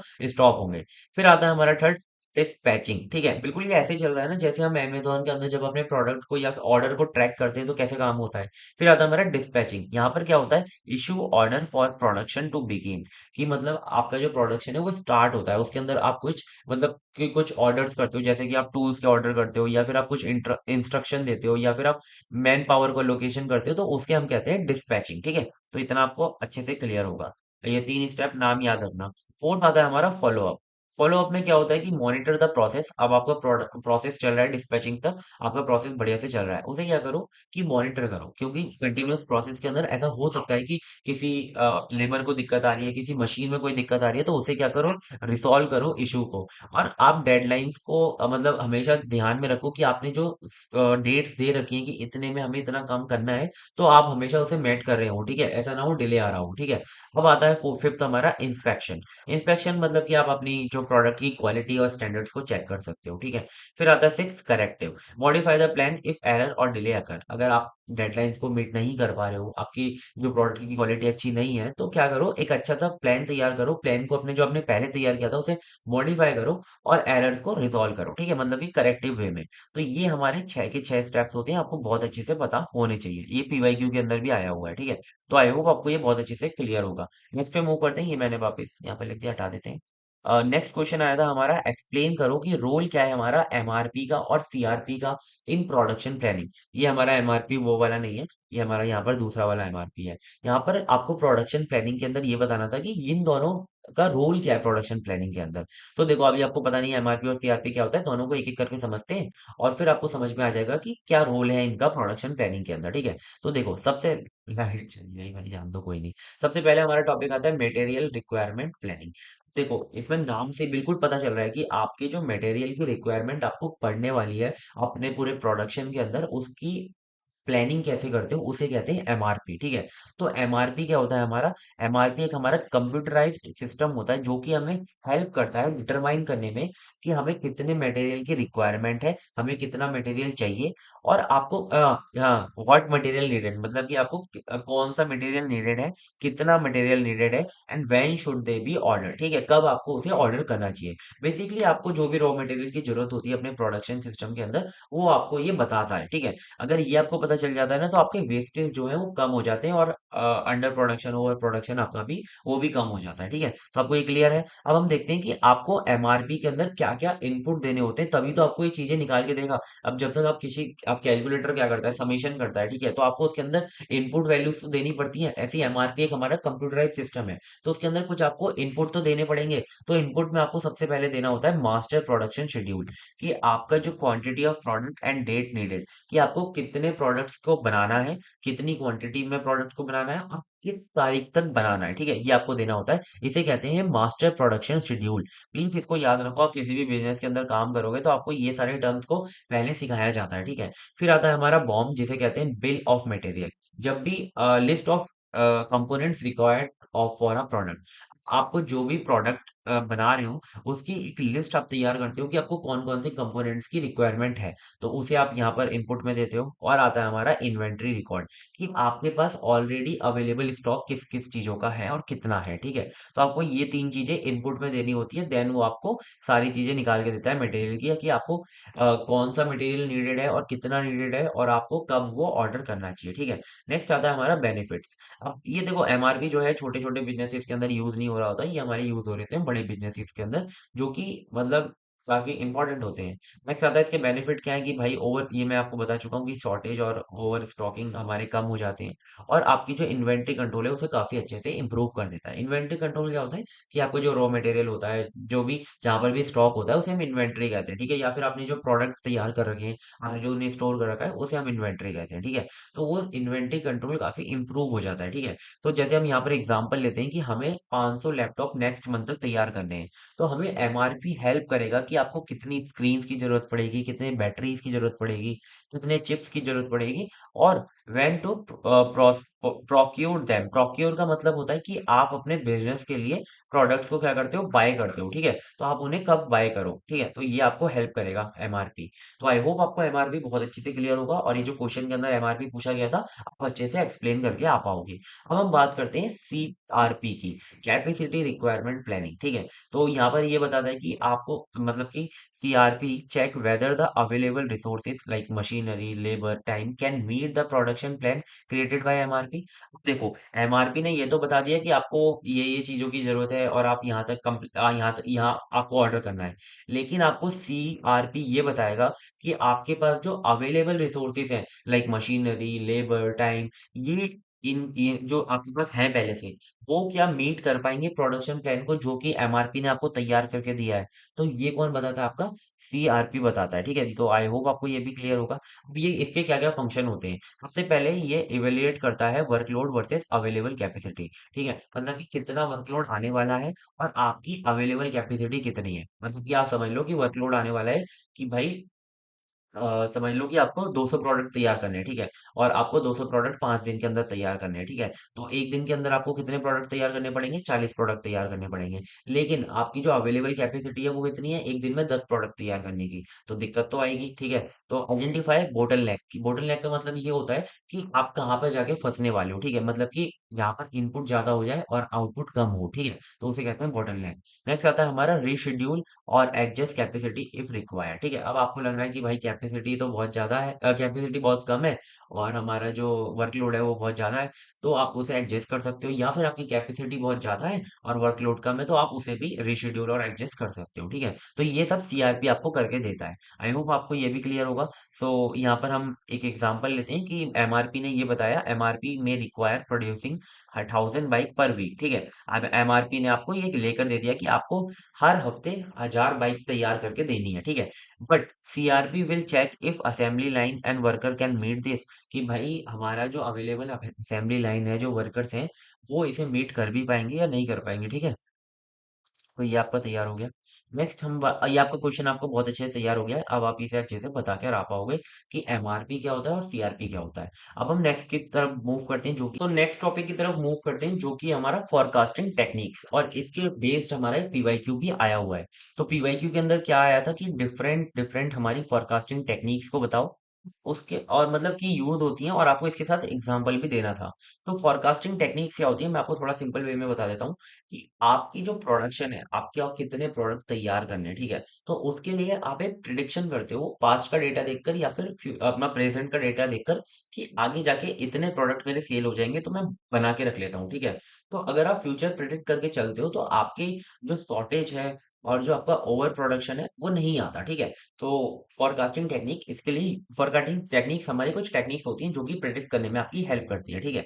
तो चलो जल्दी से देखते हैं। So forecasting is the process of predicting future demand to plan production and inventory, ठीक है? कि जिससे आप इन्वेंट्री अपनी मेंटेन रखो उससे। तो आई होप आपको ये क्लियर होगा। अब हम एक एक करके टेक्निक्स देखते हैं और काफी बढ़िया बढ़िया टेक्निक्स हैं, और ये सारी टेक्निक ये तो पूरे 10 नंबर में एक साथ आई थी, ठीक है? ऐसा हो सकता है कि आपको मूविंग एवरेज 2 नंबर में देखने को मिल जाए, ठीक है? या फिर आपका डेल्फी मेथड आपको 2 नंबर में देखने को मिल जाए, तो ऐसा भी हो सकता है। सबसे पहले देखते हैं मूविंग एवरेज। इसके अंदर आप क्या करते हो कि पास्ट फ्यू मंथ्स का कुछ एवरेज ले लेते हो और नेक्स्ट मंथ के लिए डिमांड आप गैस कर लेते हो, ठीक है? जैसे कि यहाँ पर एग्जांपल है कि आपने क्या किया कि जनवरी, फरवरी और मार्च में कितनी टी शर्ट सेल हुई, उनका आपने एक एवरेज ले लिया। जैसे कि जनवरी में 10 टी शर्ट सेल हुई, फरवरी में 20 हुई और मार्च में हमारी फिर 30 हुई, ठीक है? तो क्या हुआ, ये हमारा कितना हो गया, 60 हमारी टोटल 3 महीने में सेल हुई। 60 को क्या कर दिया, 3 से डिवाइड कर दिया, ठीक है? तो कितना आ गया, 20 आ गया। तो हमें पता चल गया कि भाई अप्रैल में हमारी 20 टी शर्ट सेल होंगी, तो उसके लिए आपने 20 टी शर्ट को प्रोडक्ट अपने 20 तैयार कर लिए, ठीक है? तो ये हमारा होता है मूविंग एवरेज। नेक्स्ट आता है हमारा एक्सपोनेंशियल स्मूथिंग। इसमें क्या करते हो कि recent data is more important than old data. इसमें आप क्या करते हो कि बिल्कुल जो रिसेंट में जो चीज हुई है उसके बेस पर आगे प्लान तैयार करते हो। आप इसके अंदर ज्यादा पास्ट का डेटा नहीं देखते। जैसे आपने एक महीने का डेटा देख लिया पिछला और कुछ नहीं, ठीक है।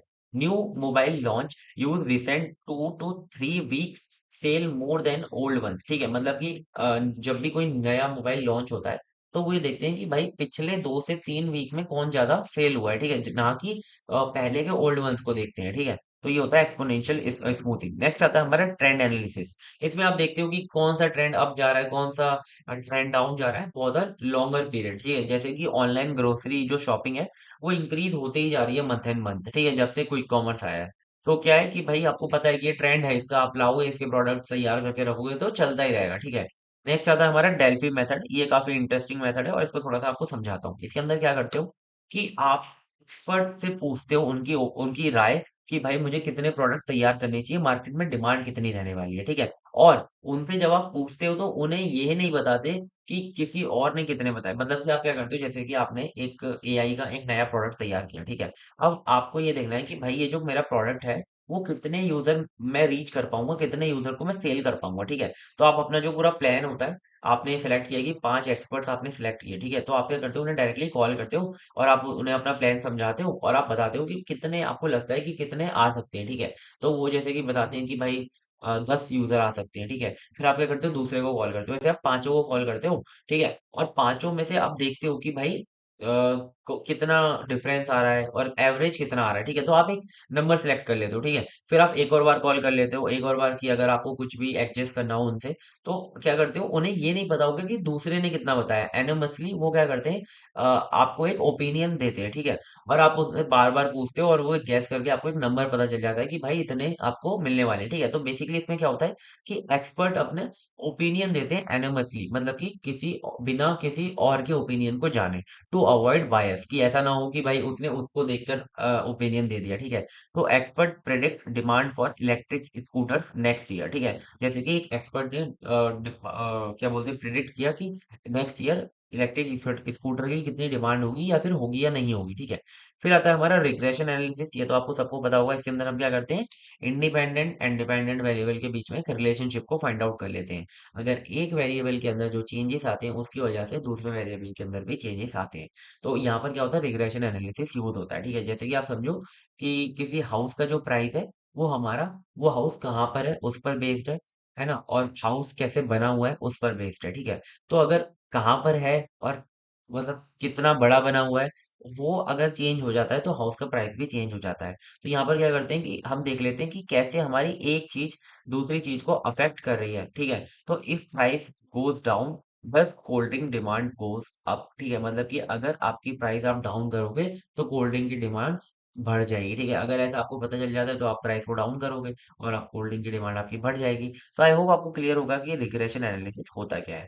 तो ये सारी टेक्निक्स बहुत अच्छे से क्लियर होंगी। ये इसमें से कोई भी एक टेक्निक या फिर 2 3 टेक्निक लोग यूज करते हैं अपने आगे फ्यूचर को प्रिडिक्ट करने के लिए, प्रोडक्शन के लिए। अब फोरकास्टिंग हेल्प अवॉइड अंडर और over production and ensure smooth operations. तो आई होप आपको यूनिट 4 भी बहुत अच्छे से क्लियर होगी। 7 टॉपिक बताए और 7 में से एक, दो और तीन एंड चार, हमने कितने 4 PYQ भी सॉल्व कर लिए, ठीक है। अब देखो हमने फोर्थ यूनिट के अंदर कितने 4 PYQ सॉल्व कर लिए और काफी इंपॉर्टेंट इंपॉर्टेंट 10 10 नंबर के PYQ सॉल्व किए, ठीक है। अब हम बढ़ते हैं अपनी यूनिट 5 के ऊपर जिसके अंदर हम कम्युनिकेशन और पर्सनल सेलिंग के बारे में जानेंगे कि आपकी जो पूरा आपका पूरा बिजनेस है उसके अंदर कम्युनिकेशन कितना इंपॉर्टेंस रखता है, ठीक है। और कैसे आप सेल करते हो प्रोडक्ट, ठीक है। तो ये हमारा हम देखने वाले हैं। तो चलो जल्दी से देखते हैं, स्टार्ट करते हैं। Importance of communication in business बहुत ज्यादा इंपॉर्टेंट है, ठीक है। Communication is the process of exchanging information, thoughts, ideas, feeling between individuals or group to achieve a common understanding, ठीक है। मतलब कि एक रिसीवर होता है एक सेंडर होता है, ठीक है। बीच में क्या होता है उनके जो थॉट्स हैं उनके जो आइडियाज हैं वो शेयर हो रहे होते हैं, ठीक है। और रिसीवर अपना सेंडर मैसेज भेज रहा होता है, रिसीवर एक फीडबैक दे रहा होता है, ठीक है। तो एक कंप्लीट कम्युनिकेशन प्रोसेस होता है। तो इसे मतलब कि कम्युनिकेशन ये होती है। अब हम देखेंगे कि क्यों हमारी कम्युनिकेशन बिजनेस के अंदर इंपॉर्टेंट है, ठीक है। तो सबसे पहले इंटरनल टीम के अंदर क्या होता है बेटर कोऑर्डिनेशन बनता है, फ्यूअर एरर्स, कम एरर होते हैं और स्ट्रॉन्ग टीम बॉन्डिंग बनती है। अगर आपकी टीम के बीच में कम्युनिकेशन ही अच्छी नहीं होगी, तो आपकी टीम अच्छी नहीं होगी और उसे टीम भी आप नहीं कह सकते, ठीक है।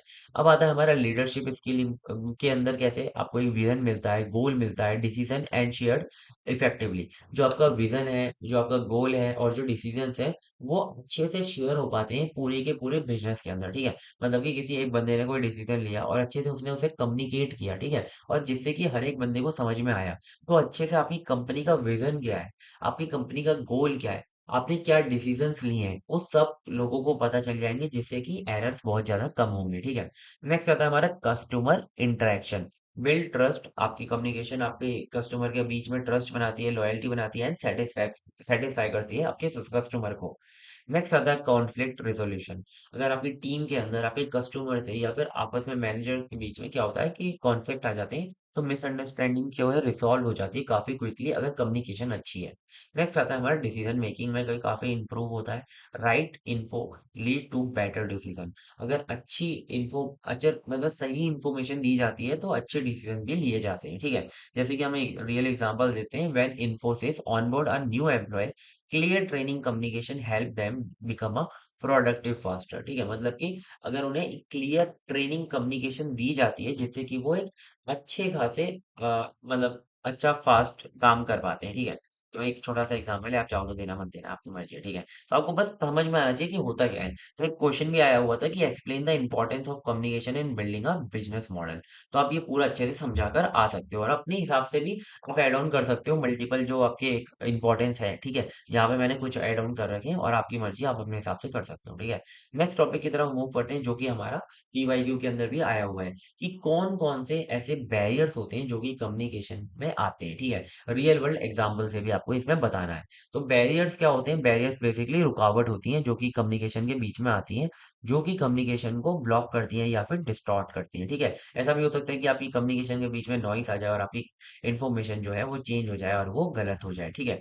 तो कम्युनिकेशन के अंदर बहुत सारे बैरियर्स होते हैं। तो टाइप्स ऑफ बैरियर देखते हैं। सबसे पहले लैंग्वेज बैरियर, कि भाई हिंदी बोलना मना है ऐसा बोलते हैं लोग कहीं कहीं। Use of difficult words, jargon और डिफरेंट लैंग्वेजेस, ठीक है। मतलब कि आपके सामने कोई बंदा बैठा है और मराठी में बोला, आपको मराठी नहीं आती तो दिक्कत तो होगी। या फिर वो कुछ अपने जार्गन्स यूज कर रहा है, जैसे कि मैं टेक्निकल का बंदा हूँ तो मैं टेक्निकल जार्गन्स यूज कर रहा हूँ, लेकिन मैं सामने एक सिंपल बंदे के साथ बैठा हूँ जिसे वो नहीं पता, तो उसे वो दिक्कत होने वाली है, ठीक है। या फिर मैं अलग लैंग्वेज का यूज कर रहा हूँ तो दिक्कत होगी, ठीक है। तो ये लैंग्वेज बैरियर होते हैं। जैसे कि software engineer talk to a technical term to confuse the client, ठीक है। ऐसा हो सकता है कि कंफ्यूज हो जाए उनके क्लाइंट अगर वो टेक्निकल टर्म्स का यूज करेंगे। नेक्स्ट आता है हमारा साइकोलॉजिकल बैरियर। इसके अंदर क्या होता है कि anger, fear, low self esteem, ये सब चीजें आ जाती हैं। ये सारी हमारी इमोशंस होते हैं, ठीक है। अगर ऐसा हो जाता है तो साइकोलॉजिकल बैरियर बन जाता है, ठीक है। जैसे कि an employee fear asking question in meetings. तो इसके अंदर भी कम्युनिकेशन बैरियर आ गया ना, कि एक एम्प्लॉय एक अपने डर की वजह से मीटिंग्स के अंदर क्वेश्चन नहीं पूछ पाता, तो एक कम्युनिकेशन बैरियर आ गया ये, ठीक है। नेक्स्ट आता है हमारा cultural barrier. Differences in custom और बिहेवियर, ठीक है। कल्चर्स की वजह से, ठीक है, कि उनका कल्चर ऐसा नहीं है। और जैसे कि डायरेक्ट कम्युनिकेशन में be seen as rude in some cultures, कि आप डायरेक्टली जब बिल्कुल सीधी बात रखते हो तो कुछ कल्चर्स के अंदर ये बताया जाता है कि वो एक रूड बिहेवियर है, ठीक है। अगर मतलब आप मतलब घुमा मतलब कि एक पोलाइटली बिल्कुल उसे बात को ऐसे रखते हो अच्छे से, तो वो अच्छा माना जाता है। लेकिन आप डायरेक्टली कम्युनिकेट करते हो देन वो रूड माना जाता है, ठीक है। तो ये कल्चरल बैरियर हो गया। नेक्स्ट आता है हमारा फिजिकल बैरियर, कि आपके नॉइस आ जाती है कि भाई बाहर की आवाज आ रही है। बैड कनेक्शन, ठीक है, आप जहाँ पर बात कर रहे हो, आप फोन से बात कर रहे हो तो नेटवर्क नहीं है, ठीक है। नेक्स्ट आता है हमारा डिस्टेंस। अगर ज्यादा डिस्टेंस है तब भी साउंड क्वालिटी पुअर हो जाती है, ठीक है। तो आई होप आपको ये भी क्लियर होगा। नेक्स्ट की तरफ बढ़ते हैं, ऑर्गेनाइजेशनल बैरियर, कि lack of transparency, too much hierarchy, बहुत सारी हायरार्की बना दी गई है। मैनेजर पहले बात बताएगा, फिर एक किसी लीडर के पास जाएगी, देन वो अपने किसी इंटर्न को बताएगा, देन वो टीम के पास जाएगी। ऐसे बहुत सारी अगर आप हायरार्की बना दोगे तो लैक ऑफ ट्रांसपेरेंसी हो जाएगी और ऑर्गेनाइजेशनल बैरियर इसे कहा जाता है। जैसे कि अब worker can not reach senior leadership, ठीक है, इजीली। वो मतलब कि उसे भाई बहुत सारे मेल वगैरह लिखने पड़ते हैं तब जाके वो पहुंच पाता है, तो ये हमारा ऑर्गेनाइजेशनल बैरियर है, ठीक है। तो ये हमारे टाइप्स ऑफ बैरियर होते हैं और आपको प्लीज इन्हें बहुत अच्छे से याद रखना है। मुझे लगता है ये बात पेपर के अंदर आ सकते हैं। नेक्स्ट की तरफ बढ़ते हैं effective listening and power of talk. कि इफेक्टिव लिसनिंग क्या होता है और पावर ऑफ टॉक क्या होता है। इट देखो, लिसनिंग मतलब एक आप हर चीज सुनते तो हो ही, ठीक है, लेकिन उसे इफेक्टिव कैसे बनाया जा सकता है, ठीक है। तो सिर्फ सुनने को लिसनिंग कहा जाता है, लेकिन इफेक्टिव लिसनिंग किसी और चीज को कहा जाता है जो कि हम समझेंगे। Listening is not just hearing, ठीक है, it's understanding and processing what the other person is saying. कि आप उसे अंडरस्टैंड करो, अच्छे से समझो और उसे प्रोसेस करो, ठीक है, उसे हम कहते हैं इफेक्टिव लिसनिंग। अब टिप्स फॉर गुड लिसनिंग कौन-कौन सी है? सबसे पहले तो फोकस कंप्लीटली। ऐसा ना हो कि भाई आप अलग गाने-वाने सुन रहे हो और आप किसी से बात कर रहे हो, ठीक है? या फिर आप कोई अपना कंप्यूटर पे काम कर रहे हो और किसी से बात कर रहे हो, ठीक है? तो क्या होगा कि आपके जो थोड़ा बहुत जो आपका माइंड है वो इधर भी रहेगा, तो अच्छे से आप फोकस नहीं कर पाओगे। यूज़ आई कॉन्टैक्ट, आप आई कॉन्टैक्ट करके बात कर सकते हो। आप इंटरप्टिंग को अवॉइड कर सकते हो। अगर कोई बंदा सामने से बोल रहा है तो उसके बीच में ना बोलो। जब उसकी बात खत्म हो जाए देन आप उसे इंटरप्ट करो। Ask clarifying question, directly question पूछो, घुमा फिरा के क्वेश्चन मत पूछो। एग्जांपल लेते हैं, a sale person listen to a customer problems and suggest the exact product that solve it. अगर आप मेडिकल पे जाके कोई अपनी मतलब प्रॉब्लम बताते हो, ठीक है, और वो अच्छे से आपकी बात को नहीं सुनता, ठीक है, और आपको कुछ गलत प्रोडक्ट सजेस्ट कर देता है, तो कितनी दिक्कत हो सकती है। तो इसके लिए इफेक्टिव लिसनिंग बहुत ज्यादा इंपॉर्टेंट है। ये 2 नंबर के अंदर आ सकता है। नेक्स्ट की बात करते हैं, पावर ऑफ टॉक। तो how you speak matter just as much what you say, ठीक है। मतलब कि आप जो बात करने वाले हो उसकी एक वैल्यू होनी चाहिए, ठीक है। ऐसा ना हो आप फालतू की बात कर रहे हो, ठीक है। तो आपकी टोन, आपका पेस, आपकी वर्बल नॉन वर्बल क्यूज, ये सारी चीजें मैटर करती है कि आप जो बात कर रहे हो उसके अंदर कितनी पावर रहने वाली है, ठीक है। कि आप जो भी बोलो वो कुछ ना कुछ मैटर करता हो, और जब भी बोलो जब जो चुप रहने से बेहतर हो बोलना, ठीक है। तो देखो एलिमेंट कौन कौन से हैं इसके अंदर। सबसे पहले आपकी वो वॉइस की टोन, कि एक तो उसके अंदर कॉन्फिडेंस होना चाहिए, ठीक है, और नर्वसनेस नहीं होनी चाहिए उसके अंदर, ठीक है। नेक्स्ट आता है हमारा पेस, कि आप ज्यादा अगर फास्ट बोलोगे तो अनक्लियर होगा, अगर आप बहुत ज्यादा स्लो बोलोगे तो भाई वो क्या हो जाएगा, बोरिंग हो जाएगा। तो आपको जो अपनी पेस है उसे एक मीडियम पेस रखनी है, ठीक है। जैसे ज्यादा फास्ट बॉलिंग भी नहीं करनी है और ज्यादा स्लो भी नहीं करनी है, ठीक है। नेक्स्ट आता है हमारा नॉन वर्बल क्यूज, कि आपकी जो बॉडी लैंग्वेज है, आपकी जो आई कांटेक्ट है, वो भी काफी ज्यादा आपको हेल्प करती है आपकी पावर ऑफ टॉकिंग में बताने में, ठीक, मतलब कि एक आपके टॉक को पावरफुल बनाने में। नेक्स्ट आता है वर्ड्स यूज्ड, कि आप कैसे वर्ड्स को यूज कर रहे हो। अगर आप हमेशा सिंपल वर्ड्स का यूज करोगे तो आप लार्जर ऑडियंस तक पहुंच पाओगे, हमेशा ध्यान में रखो। जैसे कि सुंदर पिचाई, जब हमारे सीईओ ऑफ गूगल जब कुछ भी एक अच्छी स्पीच देते हैं तो उनकी जो स्पीच है वो काफी काम होती है और सिंपल होती है, जिससे कि वो एक ट्रस्ट और क्लैरिटी बिल्ड कर सकते हैं कस्टमर्स के साथ, ठीक है, या फिर जो ऑडियंस है उसके साथ। अब हम बात करते हैं नेक्स्ट की, कि एक क्वेश्चन आया था हमारा पीवाईक्यू के अंदर, define personal selling, explain it's important in marketing. कि पर्सनल सेलिंग क्या होती है और उसकी इंपॉर्टेंस क्या है मार्केटिंग के अंदर। सो देखो पर्सनल सेलिंग क्या होती है। Personal selling is direct face to face interaction between a sales person and a potential customer with the objective of persuading the customer to purchase a product और service. कि आप क्या कर रहे हो यहाँ पर, डायरेक्टली कस्टमर के साथ फेस टू फेस इंटरेक्शन कर रहे हो, और आप अपने प्रोडक्ट के बारे में कस्टमर को समझा रहे हो कि कैसे क्यों उसी प्रोडक्ट को खरीदना चाहिए, प्रोडक्ट की क्या क्वालिटी है, ठीक है। तो इस पूरे प्रोसेस को क्या कहते हैं, पर्सनल सेलिंग कहते हैं। It is a part of promotional mix in marketing, ठीक है। मतलब कि आप इसके अंदर क्या कर रहे हो कि मार्केटिंग के अंदर जैसे प्रमोशन होता है ना, वैसा ये मिक्स होता है, which include advertising, sales promotion and public relation. कि आप कस्टमर के साथ एक रिलेशन भी बना रहे हो, आप एडवर्टाइजिंग भी कर रहे हो, और अपनी जो सेल्स है उसको, अपनी जो प्रोडक्ट है उसे प्रमोट कर रहे हो जिससे कि सेल्स आने वाली है, ठीक है। तो ये होता है हमारा पर्सनल सेलिंग। आपको क्लियरली समझ में आ गया होगा, बस इतना याद रखना कि interaction between sales person and a potential customer, face to face interaction होना चाहिए, और उनका पीछे ये मोटिव होना चाहिए कि जो ऑब्जेक्टिव क्या होना चाहिए, persuading the customer to purchase a product, ठीक है। इसकी इंपॉर्टेंस क्या है पर्सनल सेलिंग की, वो समझते हैं। तो इससे क्या होता है कि ट्रस्ट बिल्ड होता है। जब भी कोई एक सेल्स पर्सन आपसे फेस टू फेस इंटरेक्ट कर रहा है तो बहुत ज्यादा टाइम होता है कि वो इतना अच्छे से आपको बताता है कि आप उसे मना ही नहीं कर पाते, ठीक है। तो ट्रस्ट भी बिल्ड होता है। One to one interaction help in developing trust and credibility. Next आता है product customisation. Sales person can explain how the product fit and the specific need of the customer. कि कस्टमर की need को समझता है sales person, then उसे वो ऐसा प्रोडक्ट सजेस्ट करता है कि वो बिल्कुल फिट बैठता है उसके लिए, ठीक है। नेक्स्ट आता है हमारा effective for expensive and technical products. जैसे कि कोई अगर टेक्निकल प्रोडक्ट है या फिर बहुत मतलब एक्सपेंसिव प्रोडक्ट है, उसके लिए काफी यूजफुल है पर्सनल सेलिंग, ठीक है। मतलब कि एक काफ़ी महँगा प्रोडक्ट जब कोई खरीदता है तो उसके बीच में ट्रस्ट बिल्ड होना बहुत ज़्यादा ज़रूरी है, ठीक है? जब भी वो खरीदेगा। जैसे कि कस्टमर अंडरस्टैंड कर पाता है प्रोडक्ट की high value like cars, electronic, financial services, ठीक है? नेक्स्ट आता है हमारा इमीडिएट फीडबैक कि sales person can understand concern, answer queries and adjust pitch accordingly, कि जैसे कस्टमर को लग रहा है उसके फीडबैक को समझकर सेल्स पर्सन अपने आप को एडजस्ट कर सकता है, ठीक है? नेक्स्ट आता है हमारा लॉन्ग टर्म कस्टमर रिलेशनशिप। एक लॉन्ग टर्म कस्टमर के साथ रिलेशनशिप हो जाती है अगर आप उससे फेस टू फेस इंटरेक्ट कर लेते हो, ठीक है?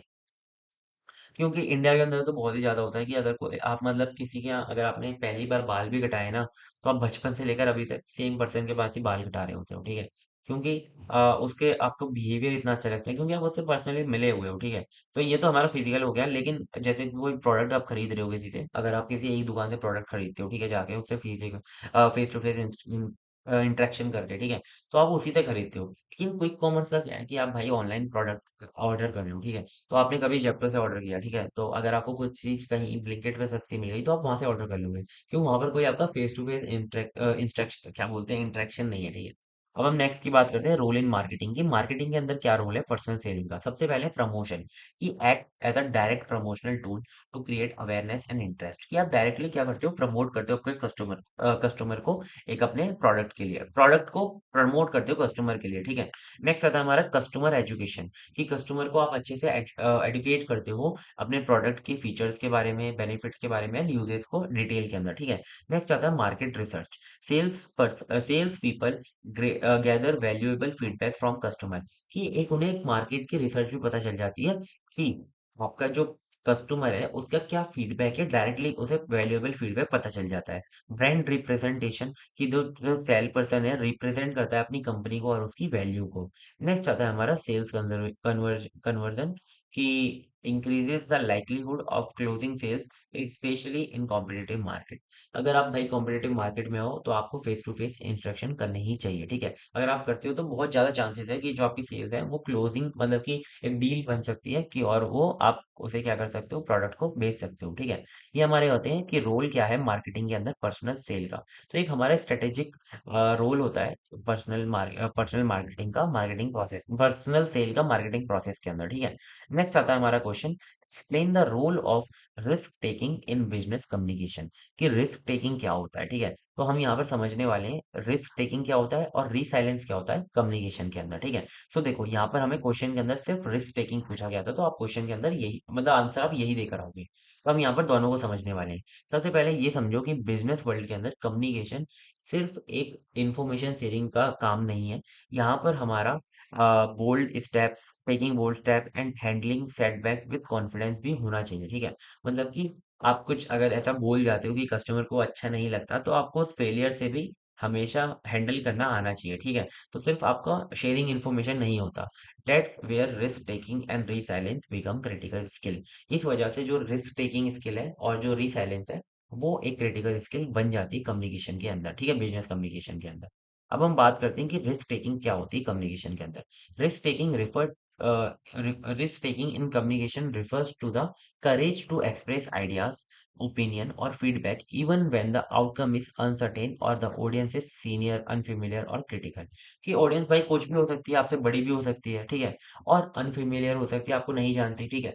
लेकिन आपको एक रिस्क लेना है कि आप एक करेज दिखाओ कि आप अपने आइडिया को उनके सामने क्या बोलते हैं, एक्सप्रेस करो, अपने ओपिनियंस को बताओ और उनसे फीडबैक को कलेक्ट करो, और अगर कुछ कस्टमर आपको बता रहा है तो उससे भी फीडबैक प्रोवाइड कराओ, ठीक है? तो ये होती है हमारे रिस्क टेकिंग इन कम्युनिकेशन। तो इसके हम कुछ एग्जांपल्स को समझते हैं जो कि आप इसके अंदर भी समझाकर आ सकते हो, ठीक है?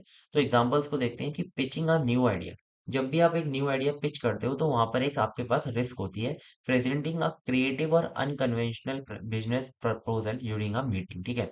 मतलब कि एक मीटिंग हो रही है, आप डायरेक्टली अपने आइडिया को पिच कर रहे हो, ठीक है? तो एक रिस्क है उसके अंदर भी। चैलेंजिंग द स्टेटस क्यू, मतलब कि suggesting improvement, existing strategies in front of senior manager, ठीक है? कि आप बिजनेस के किसी मीटिंग के अंदर हो और वहाँ पर मैनेजर्स भी हैं, तो आप उन्हें क्या कर रहे हो कि इम्प्रूवमेंट की सजेशन दे रहे हो, ठीक है? तो वहाँ पर भी एक रिस्क होता है। नेक्स्ट आता है हमारा अप्रोचिंग न्यू क्लाइंट, कि भाई एकदम नया बंदा है तो आप उसे कोल्ड कॉल कर सकते हो, या फिर कोई स्ट्रेंजर है तो आपको क्या करना पड़ता है यहाँ पर, जो कन्वर्सेशन को क्या करना है, खुद ही स्टार्ट करना पड़ता है, इनिशिएट करना पड़ता है, ठीक है? तो यहाँ पर भी एक मतलब रिस्क होता है कि भाई बिल्कुल नए बंदे से आप बात कर रहे हो, ठीक है? गिविंग होनेस्ट फीडबैक है ना, पॉइंटिंग आवर टीम इश्यूज, और product faults even if it's uncomfortable, कि आप भाई एकदम टीम का जो कोई कोई भी इशू है उसे पॉइंट आउट करो और एक अपना होनेस्ट फीडबैक प्रोवाइड कराओ, ठीक है? चाहे उसके अंदर कितनी भी रिस्क हो। तो ये हमारे कुछ रिस्क टेकिंग सिनेरियोज थे, ठीक है? कुछ एग्जांपल्स थे जो कि आपको अपने एक पेपर के अंदर लिख कर आने हैं, ठीक है? नेक्स्ट की बात करते हैं कि रीसाइलेंस क्या होता है। अब देखो, जब भी आप रिस्क लेते हो तो दोनों उसके अंदर हो सकता है, कि पॉजिटिव भी हो सकता है, वो नेगेटिव भी हो सकता है। अगर वो नेगेटिव हो जाता है, आप फेल कर जाते हो, तो आप उससे कैसे रिकवर करते हो, उस एबिलिटी को हम कहते हैं रीसाइलेंस, ठीक है? Resilience in communication, resilience is the ability to recover quickly from rejection, failure, or criticism and keep trying until the message gets across or the goal is achieved, ठीक है? जब तक कि आपका गोल अचीव नहीं हो जाता, आपको गिव अप नहीं करना, आपको क्या कहते हैं, ट्राई करते रहना है, ठीक है? तो एग्जांपल लेते हैं, सबसे पहले आइडिया रिजेक्टेड इन मीटिंग, की मीटिंग के अंदर आपका आइडिया रिजेक्ट हो गया, तो आप यहाँ से समझो कि learn from the feedback and improve the proposal for the next meeting, कि आपको क्या गलती लगती है अपनी, उनकी फीडबैक से समझो और नेक्स्ट मीटिंग के लिए अब तैयार रहो। क्लाइंट इग्नोर्स ईमेल, ठीक है? आप ईमेल कर रहे हो, ठीक है? और क्लाइंट उन्हें इग्नोर कर रहा है, ठीक है? तो follow up politely with improve messaging and timing, आप अपनी टाइमिंग को और मैसेजिंग को इम्प्रूव कर सकते हो पोलाइटली। क्रिटिसिज्म इन पब्लिक, कि भाई आप मतलब बहुत ज़्यादा दिक्कत हो सकती है कि आपको कुछ उल्टा-सीधा बोल बोल दे कोई, तो आपको उस समय पर रिमेन काम, रिस्पॉन्स को professionally and later reflect to improve, ठीक है? कि आपको कहाँ पर गलती लगती है उसे इम्प्रूव करो। तो ये हमारा रीसाइलेंस के कुछ एग्जांपल्स थे। आई होप आपको बहुत अच्छे से क्लियर होंगे ये सारा रिस्क टेकिंग क्या होता है और रीसाइलेंस क्या होता है कम्युनिकेशन के अंदर। अब हम बात करते हैं नेक्स्ट टॉपिक की, जो कि हमारा पीवाईक्यू के अंदर भी आया हुआ है। Discuss negotiation as an essential skill in professional life, कि नेगोशिएशन ऐसे कहते हैं ना, बार्गेनिंग वगैरह, है ना? वो हमारा प्रोफेशनल लाइफ के अंदर एक एसेंशियल स्किल होता है, ठीक है? तो नेगोशिएशन होता क्या है? Negotiation is a process of discussing and compromising between two or more parties to reach a mutually beneficial agreement, कि एक हमारा एक प्रोसेस होता है जिसके अंदर आप अपनी जो पार्टीज हैं, दो पार्टीज क्या करती हैं, डिस्कशन करती हैं या फिर कॉम्प्रोमाइज करती हैं, जिससे कि वो दोनों ही विन विन कंडीशन में आ सकें, ठीक है? इट्स नॉट अबाउट विनिंग और losing, but about finding a solution acceptable to everyone, कि अगर किसी एक बंदे को कोई बात गलत लग रही है तो सामने वाले का भी एक काम फर्ज बनता है कि वो एक ऐसी कंडीशन पे आके डील को क्लोज करे कि सामने वाले को भी अच्छा लगे और खुद को भी उसे अच्छा लगे, ठीक है? तो विन विन कंडीशन दोनों के लिए हो। तो इस पूरे प्रोसेस को, जिसके अंदर डिस्कशन होगा, कॉम्प्रोमाइजेशन होगा, इस पूरे प्रोसेस को कहते हैं हम negotiation. Negotiation is use in business deals, sales, conflict resolution, salary discussion, partnerships and budgeting, इन सब के अंदर नेगोशिएशन होता है, ठीक है? और नेगोशिएशन इसके लिए बहुत ज्यादा इंपॉर्टेंट स्किल हो जाती है बिजनेस के अंदर, ठीक है? तो why is negotiation important in business, क्यों है इतना ज्यादा इंपॉर्टेंट? तो देखो, सबसे पहले इससे क्या होता है कि आप एक अच्छी बिजनेस की डील को इंश्योर कर पाते हो, ठीक है? कि आपको अच्छे प्राइस में अच्छी क्वालिटी और टाइमलाइन के अंदर प्रोडक्ट को मिल जाता है, ठीक है? नेक्स्ट आता है हमारा build stronger relationship with client, vendor and team members, ठीक है? कि आप जब नेगोशिएशन इतना करते हो, आपके पास अच्छी नेगोशिएशन स्किल होती है, तो आप क्लाइंट के साथ, वेंडर के साथ या फिर टीम मेंबर्स के साथ एक स्ट्रॉन्ग रिलेशनशिप को बना पाते हो। हेल्प कॉन्फ्लिक्ट रिजोल्यूशन, अगर कोई मतलब लड़ाई वगैरह हो रहा है तो उसे आप रिजॉल्व कर सकते हो नेगोशिएशन के through. Encourages fairness and cooperation, ये मतलब कि ऐसा ना हो कि कोई भाई, कोई बंदा गुस्सा हो गया है, वो नाराज है, लेकिन तो यहाँ पे नेगोशिएशन काम आएगा, जिससे कि दोनों की विन विन कंडीशन बन पाएगी, फेयरनेस आएगी, ठीक है? Essential for leadership and entrepreneurship and management, ठीक है? अगर आप ये तीन चीजों में हो तो आपके लिए बहुत ज्यादा इंपॉर्टेंट है नेगोशिएशन, ठीक है? अगर आपको नेगोशिएट ही नहीं करना आएगा तो आप हमेशा फंस जाओगे, ठीक है? नेक्स्ट आता है हमारा स्टेप टू सक्सेसफुल नेगोशिएशन। तो एक सक्सेसफुल नेगोशिएशन के लिए कौन कौन से आपको स्टेप लेने चाहिए? सबसे पहले प्रिपेयर करके रहो हमेशा, ठीक है? जब भी आप किसी भी काम के लिए जा रहे हो तो उसके पहले आप प्रिपेयर करते रहो कि आपको आपका गोल क्या रहने वाला है और क्या और दूसरे पार्टी का इंटरेस्ट है और पॉसिबल ऑब्जेक्शन क्या हो सकते हैं और उनके आपके पास बेस्ट अल्टरनेटिव्स क्या-क्या हैं, ठीक है? इन सब के पहले ही प्रिपेयर करके चलो। अगर आपके पास डेटा नहीं होगा, अगर आपके पास प्रिपरेशन नहीं होगी, तो आप नेगोशिएट नहीं कर पाओगे और आप हमेशा लूज़िंग साइड पे रहोगे। नेक्स्ट आता है हमारा क्लियर कम्युनिकेशन, ठीक है? आपकी जो कम्युनिकेशन है वो काम रहनी चाहिए और आप फैक्ट्स का यूज़ कर रहे हो जहाँ जो कि आपने प्रिपरेशन के अंदर निकाले हैं और आप इमोशनल लैंग्वेजेस का यूज़ बिल्कुल भी नहीं करोगे, उसे अवॉइड करोगे और आप कॉन्फिडेंस के साथ बात करोगे, ठीक है? नेक्स्ट आता है विन विन थिंकिंग। हमेशा ये सोचो कि दोनों की दोनों पार्टीज बेनिफिट में रहें, नॉट जस्ट वन साइड, ठीक है? जिससे कि लॉन्ग टर्म एक ट्रस्ट बना रहे, ठीक है? क्योंकि आपको एक ही बार थोड़ी ना काम करना है, आपको आगे भी तो काम करना है। नेक्स्ट एक्टिव लिसनिंग, कि अगर कोई सामने वाला बंदा बोल रहा है तो उसकी नीड्स को, उसकी प्रायोरिटीज को क्या करो, अंडरस्टैंड करो और एक एम्पैथी शो करो कि दूसरे वाले बंदे की जगह खुद को रख कर भी देखो, ठीक है?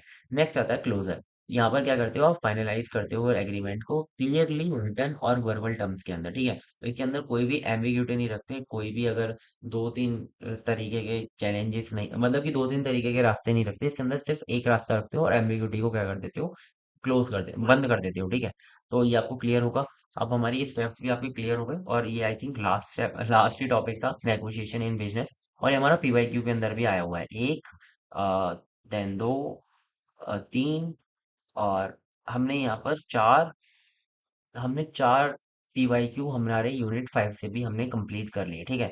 तो आपको प्लीज़ अच्छे से यूनिट 4 और यूनिट 5 तो अच्छे से ही करनी है। यूनिट 1 तो आपको अच्छे से अब याद हो गई होगी, ठीक है?